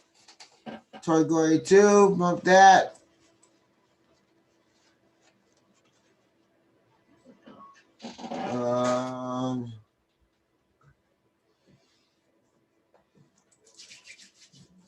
We have changes. Fucking Earl Cinnablunt. Okay. Changes, man. Nice. All right, we got some shit coming from my man Earl Cinnablunt. Shout out to Cinnablunt, man. Hell yeah. Cinna brother. Run up, treat me like.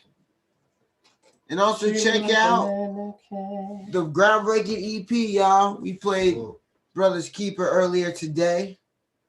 You got me fucked up if you ain't knowing about it. You ain't knowing, homie. It's just slap. Run up that man with no soul. I check out another video. Check out Aerodynamic. I forgot to put that up, but I have a new video coming out soon. Nice.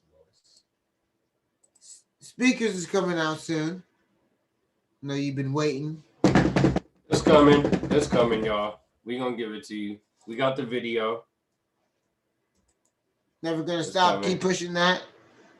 He's actually working on a new video right now for Medicated with Juice. That's this track right here, y'all. The cost to live is so high. That shit's so I hate it. I'm medicated. Shit's so hot they got tans for the motherfucking cover art, man. Yeah, man. Burnt themselves. Dropping a single for Haiku.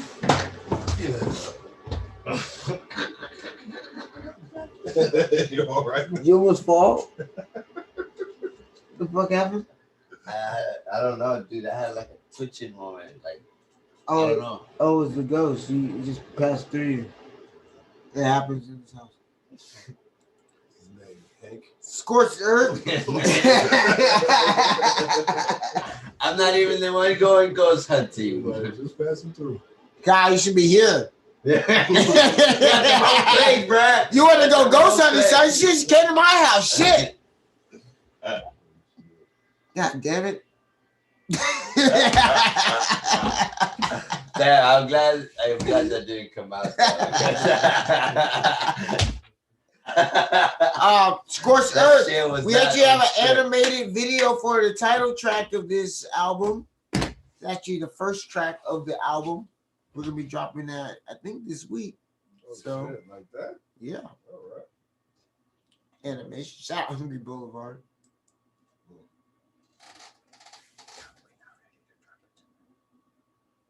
No. That's tonight, y'all. All right. Let's see what else are we pushing.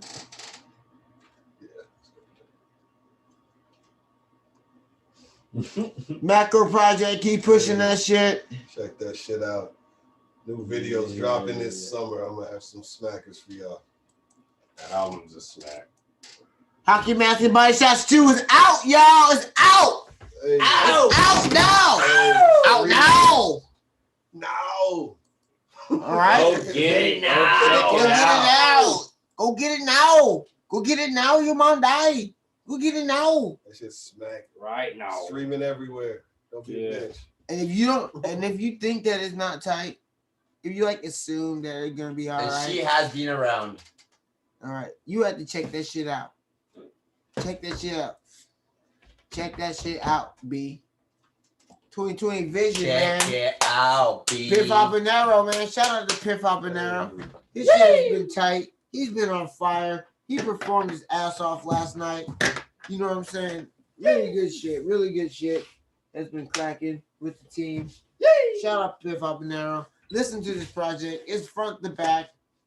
It's a loop-de-loop, man. You know a good album when it loop-de-loop and you don't realize it loop-de-loop and you're like, oh, it's loop-de-loop. And like, I don't mind it loop-de-loop. You know what I mean? Like Pips, it's a good album to listen to back to back. Yeah. It's hella quick, but it's like dope. Like, let that run one more time. Yep. Nice little play the tracks. You know what I'm saying? It's dope. Run up that hit, man. Hey, Piff Habanero's in the chat. What's up, Habanero? What up, Piff? What up, Piff? Jalapeno. My man. No. Glad you're here, man. Let me know if you want me to shoot you the Zoom. All right, so we got Piff right here. Show your face. Show your face. See your face, brother. You want to see my face? Only fans with jalapeno. Only Hans. Only Hans. Oh, must be concept. He says sports. Will LeBron help the Lakers get into the playoffs? What that concept? No, he won't. We won't get into the playoffs. I'm playing. Of course, LeBron will help them get into the spot they already got. Yeah, they'll be fine. As long as they got LeBron and AD, they'll be straight. And we're probably going to get into the 6th spot, I'm telling you. Boom, F12, y'all. Fuck with that shit. We can beat the Pelicans, especially if they're not playing anyone. And Portland can definitely lose to Denver if Denver's trying to win. If Denver has a reason to fucking win the game, right? Can definitely lose. Facts. Sports. Yeah. Facts. Facts. Sports facts. Sports. Facts. Sports facts. All right. All right, y'all. And you ain't gotta like it. You know why you ain't gotta like it, motherfucker? Because what it is. All right, that's the Inner Sports Madness in our promo minute. All right, y'all. Wow. What up, y'all? Episode 43. Yeah. In this motherfucker, Big Chill and Diff. It's a dab episode. We've been dabbing. Yes, we have. It's been fun. Ciroc boys are back. Ciroc boys are back. We gotta record that shit. For real. We're gonna record the Ciroc boys, the real Ciroc boys, man. We're just gonna do it for real, man. Like, I don't know who did it before, but they didn't do it right. We don't do it right. You know what I'm saying? By the way, y'all hear China made it to Mars today? Whoa. After several failed attempts. Wow. They sent a rover up there? After several failed attempts. Oh, wow. Is that an egg up there and shit? Send an egg. And we're talking about failed attempts, including one rocket stopping in midair and plummeting back into the Earth's atmosphere, which they had to track for hell long, but it ended up landing in Africa. Of course. Fuck up Africa, why don't you? Of course. Well, right. Yeah. And then enough problems. And then there's also another case. There was another case. La mesa.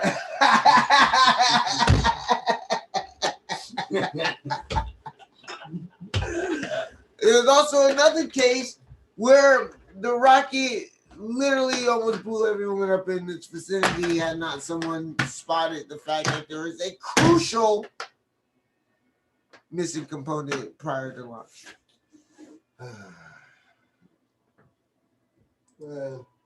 But they're up there. We'll see what they do. Congratulations. Yeah. A lot of money. Hope y'all find something worthwhile. You know. We found like signs of the similar chemical structure of THC out there. Is that right? Right. Space weed, nigga. Aliens are getting blasted up there. That Martian candy for real, bro. Yes, the real Martian candy. Or a stick of Martian candy and a glass of some hand. Absolutely. On Mars. What up? Yeah, man. So we're gonna be working on. So yeah, we're gonna be checking more and see what happens with Mars. Just letting y'all know some things going on in the world and shit. You know what I'm saying? Damn. So both us and China are on Mars now, huh? Right. So we're gonna have like robot wars on Mars and shit. Shit, man. I mean, they've already every nation has like a Gundam already built. So I mean, that's what we'll test it out on Mars. Right. No consequences, just fucking up shit that Sorry, up there not doing shit anyways. Wake up like the sleeping fucking Kraken and shit, man. Oh shit. The sleeping Mars Kraken. Like, yo, dog. Been asleep for thousands of years. It's like I see movies about this. What the fuck, What have we done? Oh my god. Who knows what kind of gnarly shit they Oh shit, man. But I actually have a couple videos to show. You know what I'm saying? Diff Dope at the movies. It's always fun showing some content.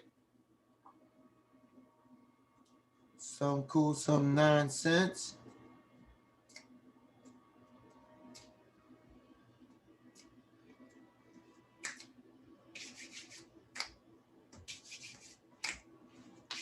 Where's that? What just happened over here? I don't know. We started a doo-wop band over here, man. We're about to go solo, man. We don't like this level anymore. Sing the song odds.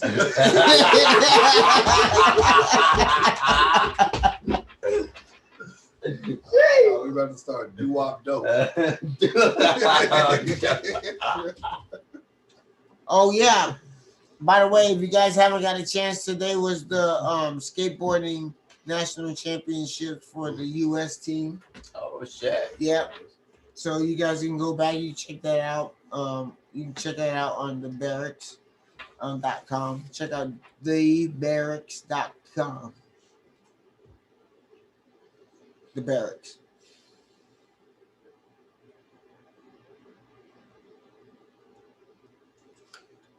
Also, guys, the UC system has officially dropped the SAT and ACT scores from their admission systems. Oh shit! And yeah, crazy. I used to be everything, man. That used to be everything. But to be honest, I always was terrible at taking tests. I'm not stupid. I'm smart. Okay, I know this shit on the test. But I had this like weird test anxiety. So like if someone was to give me the test orally, I'd probably like ace it. But if I have to look at fucking choices of shit, I'm like, oh no. That's interesting. Yeah. So I'm the exact opposite. I was always good at taking tests. I just don't like sitting in class. You know what I'm saying? So like my grades wouldn't be the best, but I murder the test. Right. Standardized tests, I'll murder that shit. Man. I'd murder all assignments. I know that stuff. It's like, okay, blah, blah, blah, blah. I'd murder all assignments, and then test time, teacher's like, what happened? So you talking about school? Yeah. I was not a good test taker. Yeah, I was in. I was a straight A student until it came test time, and then it flunked, and then yeah, same here. And then you'd be like, what? They'd be like, what happened? Yeah, so here's the problem. I would study, and then when I would get the test, the information didn't look the same to me. Yeah, same. Test and I would have test anxiety. Literally, like, so I got told I had a test to take for my finals the other day, right? And I literally called them. I was like, "Are you really serious? I gotta take another fucking test. I've already taken tests right now." Like, cause I was smashing, going through all my stuff. I was like, "Do I really gotta take a test?" They're like, "The test doesn't matter if you fail or pass." I was like, "Oh, okay, then fuck this. I could take this test. Let's go." See, I was always like, if you gave me the information to study at my house by myself, I'll kill that shit and just come in and take the test. I could do that. I don't know. I like the test is not the problem. I just hated sitting in class. Like I'd rather be doing something else. Like, I'd be in class with my headphones on and my hood up. Fucking. No respect for the teacher. I couldn't take tests, guys. I was awful at it. It was absolutely stupid. That's like I remember when I went to college. Like in college, my counselor was like, "So you have like a such and such GPA, but your SATs are like, what the fuck? Like your SATs say you can do whatever you want." I was like, that says to me, you have an attention problem. It's like, maybe. Because you're obviously hella smart, but you I don't didn't apply yourself for whatever reason. Yeah, exactly. For whatever reason, you didn't apply yourself, but you're obviously hella smart. So what's up? Like, well, obviously he's not hella smart because he didn't apply himself.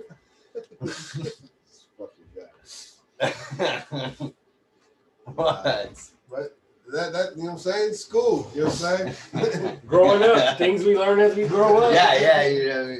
Maybe he's right about you back then. Maybe back then you weren't that smart for that reason. Fuck to both of y'all. That's I mean, the thing you are about smart school. enough for Like school's not a one fits all approach, and I think that's why it fucks up sometimes.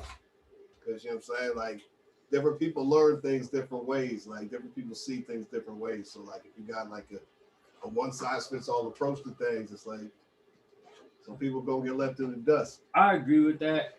I agree with you on that. But I can honestly say for me personally, there were times, and there were a lot of times where I really did fucking like try.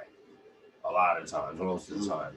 But there were maybe a few times where I kind of took it easy and didn't really try that hard. So, like, I understand, you know what I'm saying? I understand the whole like dichotomy of like going for that shit and just kind of like phoning it in, because maybe a couple times, maybe a couple times I've done that, but it's speaking to school, you know what I mean? But it's like most of the time I tried, and like the test just kind of sunk me in certain classes because the teachers chose to like base it on that.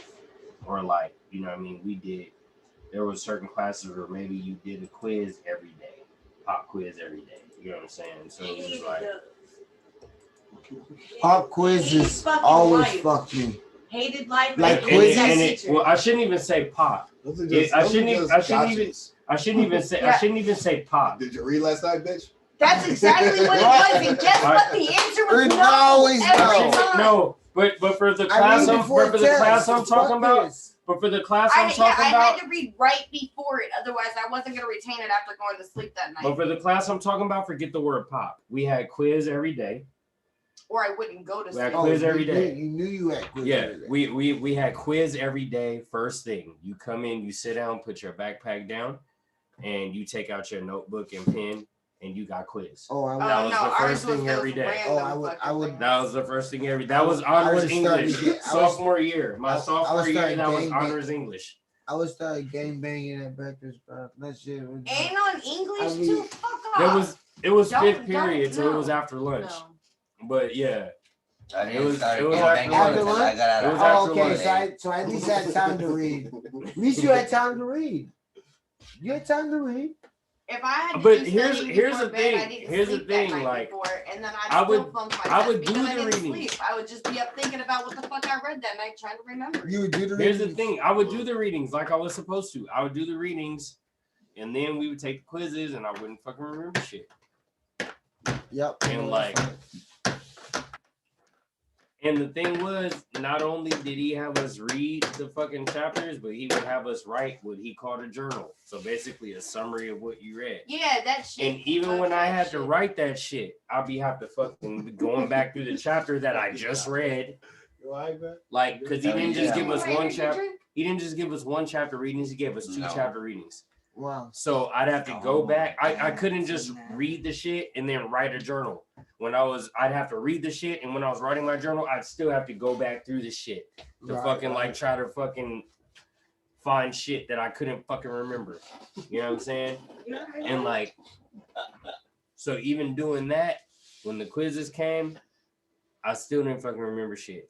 And the thing was, I remember about that class, that particular professor, he didn't even grade our fucking journals. He had us do our journals just so to help us try to do better on the quizzes. But he didn't even fucking count those as part of our grade. So that really hurt me because that was some shit I was doing consistently every fucking day. But he didn't count that as part of our grades. He was just like, no, that's just going to help you on your quizzes. Didn't help me on my quizzes. Yeah. Didn't help me on my quizzes. Yeah. I don't think I also never took keynotes, the right keynotes either. That was my problem too. Like if someone said something, I would take something that I thought was important and apparently wasn't what they thought was the important fucking part. So my journal would be full of Right, that too. Because I be taking shit. Okay, like he's gonna talk. He's gonna talk He's about definitely this. gonna He's gonna fucking ask talk us about about this. He's definitely gonna And ask nope. about this. And no. You're like, so you don't want You to. wasted all your time on that. So you That's don't- pretty much how I felt. I was so. Bro, that happened to me so much, bro. It's like, That's so why you like, don't want to know the year in But publishing. not really, because you practice your fuck writing. you. Fuck Fuck you. No. Because it will be shit that obviously that you would think would be pertinent information. That's exactly what the fuck I think. I'm like, wait, you didn't ask me about. I wanted you to ask me about this. Exactly. Motherfucker. I was waiting for this question, bitch. Like that was me. I was waiting for this question, bitch. And I know about some other shit. Sorry. Hey, some whole ass you just bullshit. and you just know, like you turn in the paper, and you just glaring at him. You like, you be like, he's like, what's the matter? You know, like, you okay? How'd you do? And then in your head, you just like, You didn't ask what you were supposed to ask. How come you didn't ask what the endoplasmic reticulum? You didn't ask me the particular shit I read about, motherfucker. I studied all night on the endoplasmic reticulum. It didn't even say shit about it, bitch. Fuck you. The worst with that shit was like science class. When you going over some fucking like some periodic table shit. It's like, I hated myself. Like, So chemistry was I was awful. reading about fucking Awful. My lowest grade in life came I know. from chemistry. I always got in trouble for trying to cook meth in the So fucking I classroom. did this when I was in 9th grade for physical science. This was part of our quiz. It was an open book quiz, or not open book, but open notes. Open notes. So fucking I spent like so much time the day before copying the whole fucking periodic table. Cause I felt like that was gonna be a big part of the quiz, right? So I went in there the next day because it was open notes. Right. So I didn't just have the periodic table. I had other notes too that I felt were going to be pertinent. So overall, I ended up doing pretty good on it. But actually, I think I ended up getting an A on the quiz actually. So I got an A on the shit. But here's what pissed me off: I spent so much fucking time taking notes on the periodic table of elements because I literally copied the whole periodic table down. I wrote the whole shit down. And the periodic table was only like fucking 5. We only had to name like maybe 5 or 6 fucking elements. I was so fucking pissed off that I spent so much fucking time writing that whole fucking table down of over 100 elements, and I only had to fucking write 6 of them for the fucking quiz. You didn't even ask about we're getting them. Mine would be the ones that told you, hey, Because I did that thinking he was gonna ask us about maybe 15 of them, 20 of them. That's why I did that. Because I thought he was gonna ask us like 15, 20 of them. He only asked for like 5 of them all. yeah, exactly. Mine would be the same thing. It'd be like, make sure you study on this particular thing. It's gonna be a big part of the test, and you get in there and it's like 2 or 3 questions. I was like, son of a bitch, I didn't practice on anything else other than this. I don't know anything else. I know this. You said it was gonna be a big part. But they say that to fuck with you too, because they don't just want you to study one thing, even if they say that shit. They don't want you to just study one thing. They say that shit to fuck with you. Fucking asshole. Like, oh, just because I said to study this doesn't mean that I didn't mean to study everything else. They fuck with you like that. You know what I mean? Make sure you study all the shit. Right. Right. Make sure you study. Make sure you study endoplasmic reticulum. And they're just like, why'd you tell us to study that? Kids at home watching. Because it's good. Because it's good to know. Right. Not just the table, all the compounds that come with it. Not just the bromine, but the bromide. Bromites. Right. One versus the other. And don't forget the bullshit. Don't forget the bromide Yeah, side. suck my and dick the bromide sideways. side. Lick the side of my dick. Lick the side of my dick. How about that? all of that. If you're in the science study. I'll sit tomorrow. How about that? If you're not, fuck it. How about that? Lick the side of my dick. Or Word that. Oh my gosh. Oh shit. You better know that science shit, or you gotta do that. How about that? Oh, I got cigarette. What the fuck, dude? Really? All that fucking complicated fucking lighter? periodic elemental shit. Fuck all of that shit, That's bro. the punishment. Yeah, it's punishment. It's literally like it's literally like I'm sure that you dislike me. Positively. It's like I know like 0.01% of you are gonna use this shit in your future, but Right. Yo, I'm gonna take off. Exactly that, dude. Exactly I'm gonna that. get picked up. How am I Someone send gonna me an Uber. use this in my future? How is this gonna benefit me? Yup, bro. Oh, I get it. I get it. I guess, but you didn't have to do that. Have a good night. I was just saying his thing. All ski. Hey, have a good night, bro. I never say it right. You hear me? Right. You just have a good night, bro. Go. Yes, sir. I tell him every time. Get those herbs out. Do that thing. I ski. That's fucking legal. Do that thing. No, that's From what the window to the wall to the Snapchat. Yes, Yeah, sir. my balls. Oh, ski. To this way. I've always thought that's what he. Okay, I've always Shout out thought Chris that's what Rock, he said. y'all. Shout out Chris Rock. Chris Rock. Whatever. I've always Chris thought Rock. that's what he said every time he yelled it out was all ski. And I was like, why No. you yell that to these guys? It's not ski. Yeah. I've always thought he yelled to you dudes all talked ski. about that here in And the I'm like, podcast why? once. Why? Why do you guys why? Y'all talking about crypto? I'm a crypto man too. Yeah, I'm a crypto man. Crypto kind of like. Like, hey. I got crypto. Doing all type of shit, twisted shit with the fingers, disrespecting gamers like no home training or manners. I was doing this shit when you were shitting in Pampers. Had it sold up. Run on a bus raid on some scams. Ski. Had it laid out before you knew what the plan was. 300 mil later, now you understand us. All right, y'all. Can you push the stream one I time? was on the Peter Pan Push the bus. link one time. We're about to show some videos, y'all. We're about to show some videos. Let's get it. White papers is not. You guys got a mask? Hold on. I think I have one of the chicken. Okay. I want to do a video for that track. Oh, yeah. I'm trying to get a lyric video done for LAD. Yeah. Life's a bitch. Life's a bitch. Life's a bitch. Life right there, bro. In the corner. Thank you. Life's a bitch, and then you die. Burn in hell, you bitch. Burn in hell, you bastards. Oh,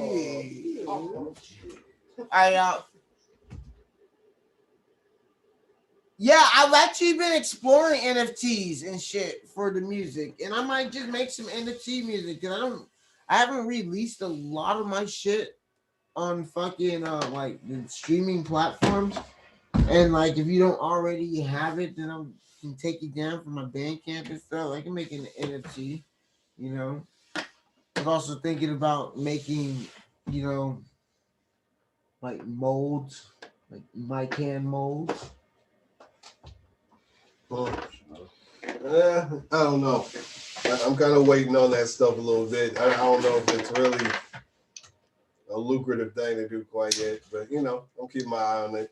I'm just gonna start an NFT store to see if like somebody's interested. And just be like, this is my fucking rhyme book. $10,000. And if somebody likes it for $10,000, maybe investors just like, by George, this is the greatest rhyme book I've ever seen in the land. $10,000 does you no justice. I'll pay it at once. Only once? Only twice. Great Scots.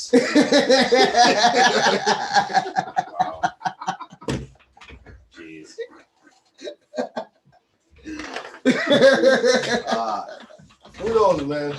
Like, I don't know. All this new, like, invisible money shit going on. Like, it might be the new wave. It might just be some bullshit. So I don't really know. Right. You know, at this point, I'm just kind of observing. But, you know, that's just me. Well, because I'm, you know what I'm saying?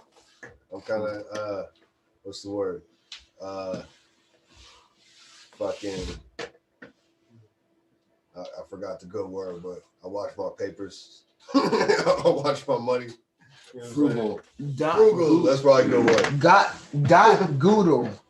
Goodle? Oh, he's he's out here. Oh, sick. Goodle? I'm not a gambler like that. I want to know what I'm putting my money on, you know? So he's. But I'm about to slap 100 on the roulette wheel when we walk into the fucking hotel, though. That's different. That's When we walk into the casino on the way to the elevator or on the way to the check-in desk, I'm dropping 100 on the roulette wheel. Let's see where it gets me. I'm dropping That's walking in ready to lose that money. I'm dropping with all three of them. 100 on black. Let's see where it gets me. Now I'm putting 100 on black. Let's see where it gets me. I got 100 on red though. I gotta go black. 100 on black. Wesley Let's see Snipes where it told me gets always me. bet on black. 100. I'm doing that. Even though things didn't work out so great for him. Yeah. I'm talking about rolling our luggage through. Oh, roulette wheel. 100 on black. Thank you. Always bet on crit. Let's go check in. Always bet on blood, you know. No more jokes. I want to get banged on. Again. Money's always been invisible. Paper or no paper is what Vicky says. That's true. Well, the idea of that's money. true. It's all about the confidence of the people. And that's Right. all it is. If the people decide it ain't shit, it ain't shit. So. It's true. Real shit, real shit. No, that's not exactly completely true. There are certain things. There are certain things that you need fucking money to get. I don't give a fuck how confident you are. So, confidence. It's about the value of the money. Confidence isn't gonna buy you a fucking house. Okay. It's about the value. Like that. Confidence isn't gonna buy you a car. We talk about that. It's about the value of the money. You know what I'm saying? Like it's about the actual value behind the money. Like there's got to be actual confidence of the people that that money actually has value, or it's just like it's just paper. You know what I'm saying? Yeah.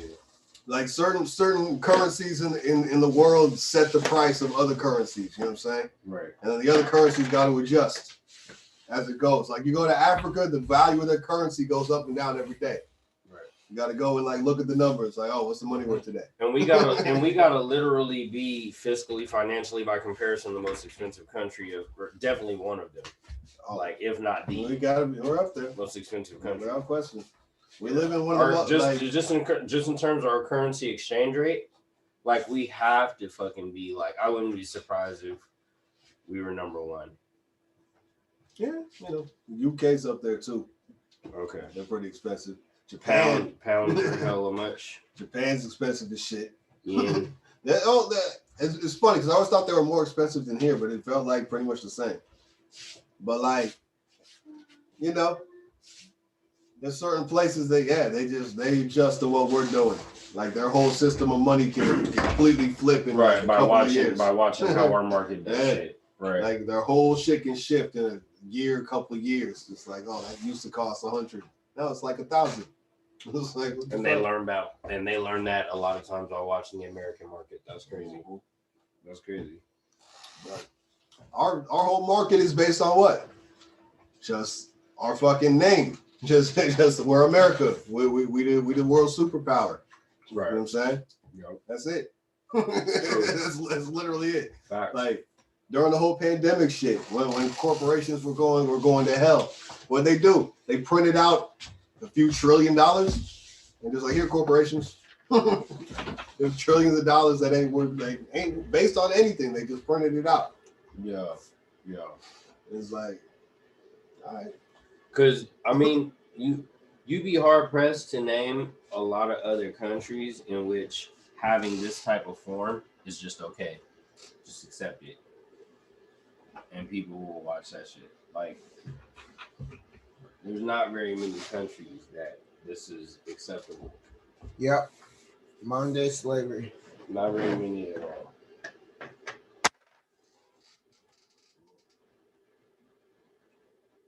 Not very many at all. What's the shit talking about? Chat's popping. All right, y'all. We're gonna do a Diff Dough at the movies. Got some things that we want to show you. Some cool stuff.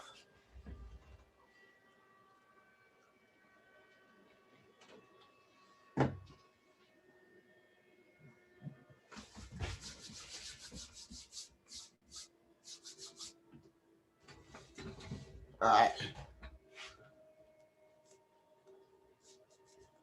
Got a new video from Lyrical.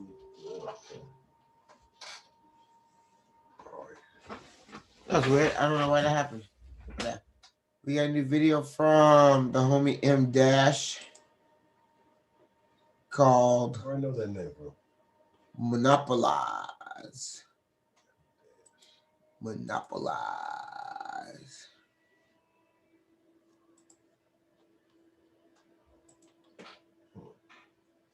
So you know you can't place it.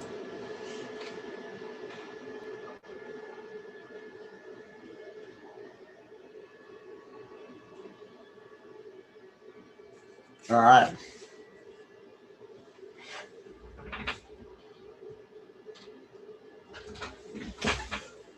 All right, this is called Monopolize, y'all.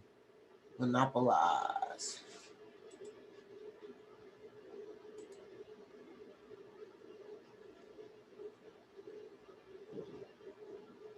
We gon' fuck with it. Yeah. Hey, Play it Tim, off for fun. I tried to tell him, man. If we gon' fuck with it, we gon' fuck with it. Monopolize.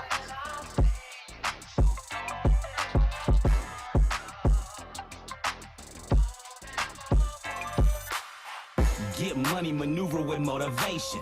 I'm flipping dope in that Uber, approaching greatness.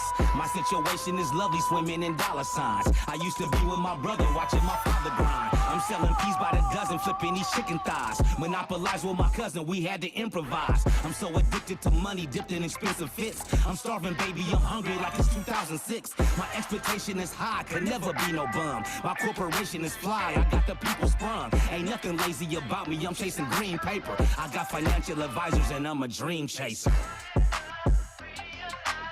I'm selling peas by the dozen, flipping these chicken thighs. Monopolize with my cousin, we had to improvise. I'm so addicted to money, dipped in expensive fits. I'm starving, baby, I'm hungry like it's 2006. I'm escalating, dominating and moving mean. Elevating and celebrating, pursuing dreams. I'm working like a machine, I'm working in the ring. Work on increasing my green, conversing with my team. The competition ain't with it, they out of shape fatigue. I'm in position to get it, so let me take the lead. I had a vision to flip it, so I was slinging cream. I had ambition so driven, now I create the dream. 7 kings with my second queen. Every day collecting green, looking hella clean. Nuggy professor in some jeans, eating nut cuisines. Forever following my dreams, make her mama scream. I'm selling peas by the dozen, flipping these chicken thighs. Monopolize with my cousin, we had to improvise. I'm so addicted to money, dipped in expensive fits. I'm starving, baby, I'm hungry like it's 2006.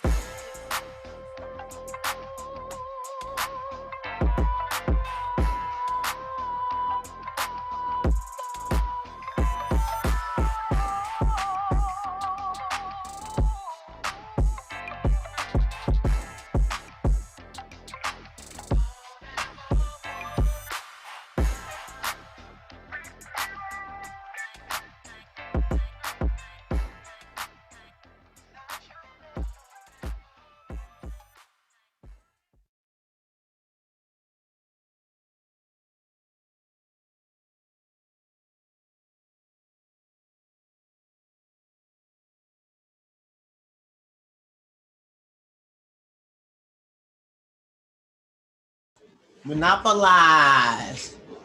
Regardless. Monopolize.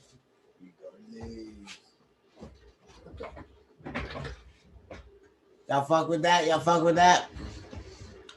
I got another track, man. Monopolize. That describes the fun in Vegas, regardless. Regardless. Yeah. All right. Fun in Vegas, regardless. Stop that.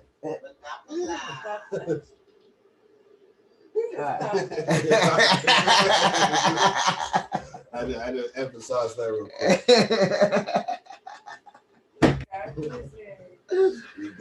All right, y'all. I got another track from my man Lyrical Epiphany. Another track from my man Lyrical Epiphany. Featuring DJ Flipside. It's called 12 Tribes. 12 Tribes.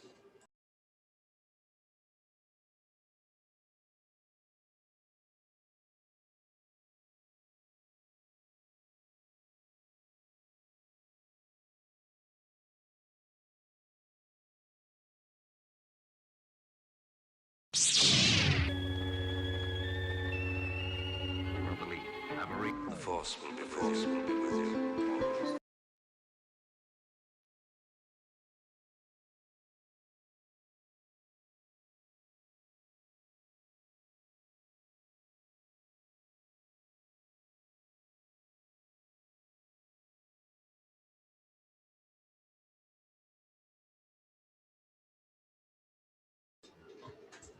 Circle of death.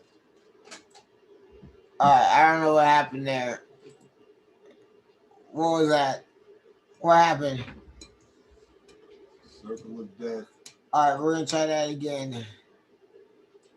Oh, maybe it's because I have too many of these motherfuckers open. All right, hang on. That'll do it. All right, we're gonna try it again. I don't know what happened there. You still going on? Figure it out, man. All right. All right, we're back at it.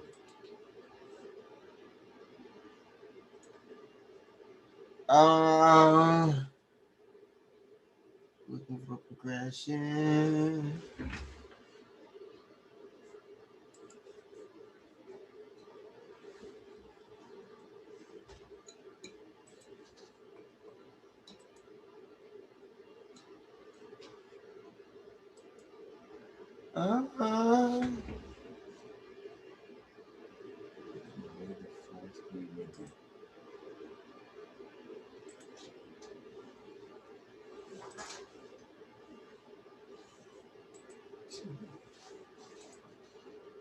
I'm guessing this is on some Star Wars themed shit. Yeah. We got any Star Wars fans in the chat? Okay. Some folks be heavy into that shit. All right, I think I'm gonna be able to show it to you now. All right, here we go. I should be able to show it to you now. I don't know what happened the first time, but here is 12 Tribes.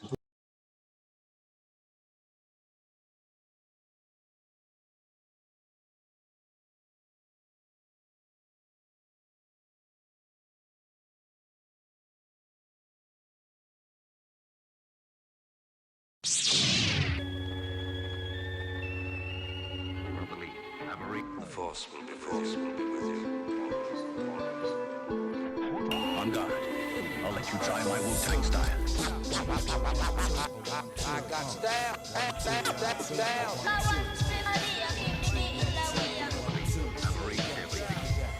I'm a multifaceted, compassionate activist, smoking cannabis, living in a tenement like the tribe of Benjamin. Modern day exodus is evident, indefinite. Genesis is written by a divine intelligence, but now we witness pestilence is prevalent, taking over our residence like conducting a social experiment. Don't worship obelisks and inanimate objects, no power in the amulets like amethyst. It's all settled.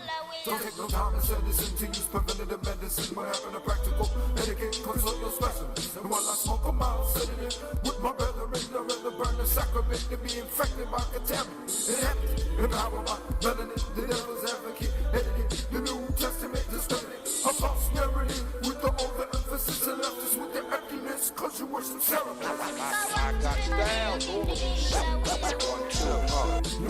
I got styles, all of them shit. I got styles, all of them shit. I got styles, all of them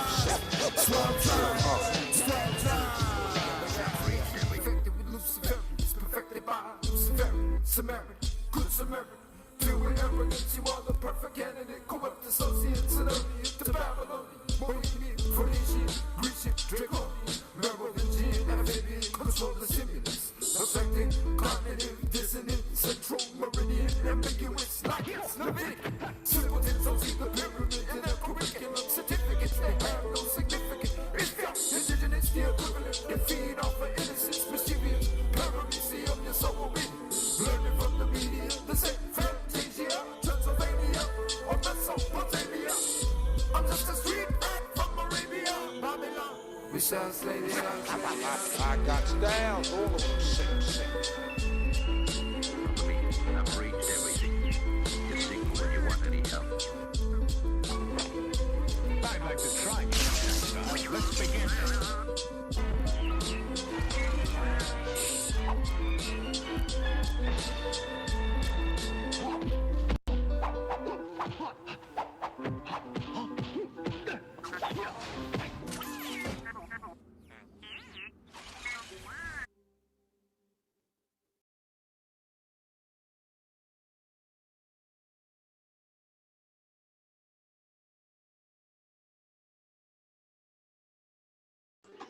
All right, y'all. Yeah. That was Lyrical Epiphany, man. 12 tribes. You know what I'm saying? Diff Talk Coin coming soon. Hey, we need that. I'm trying to figure it out. Hit going. Real? What surprised me?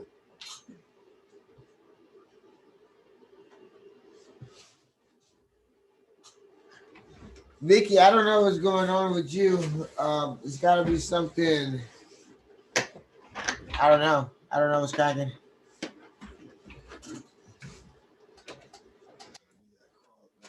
Country connection. Yeah, something cross country is not working. Yeah, we do need a difficult coin. I'm down to do that. But y'all, with that, we're gonna end it for tonight. Shout out everyone for following us. We appreciate y'all. One love to everybody. Thank y'all as always for tuning in every fucking week. We appreciate it, man. We're gonna see y'all next week. Love, peace, and chicken grease. 44. Yeah. The Dirty Harry episode. I don't know. We'll figure it out. All right, y'all. Peace. Have a good night. Hey.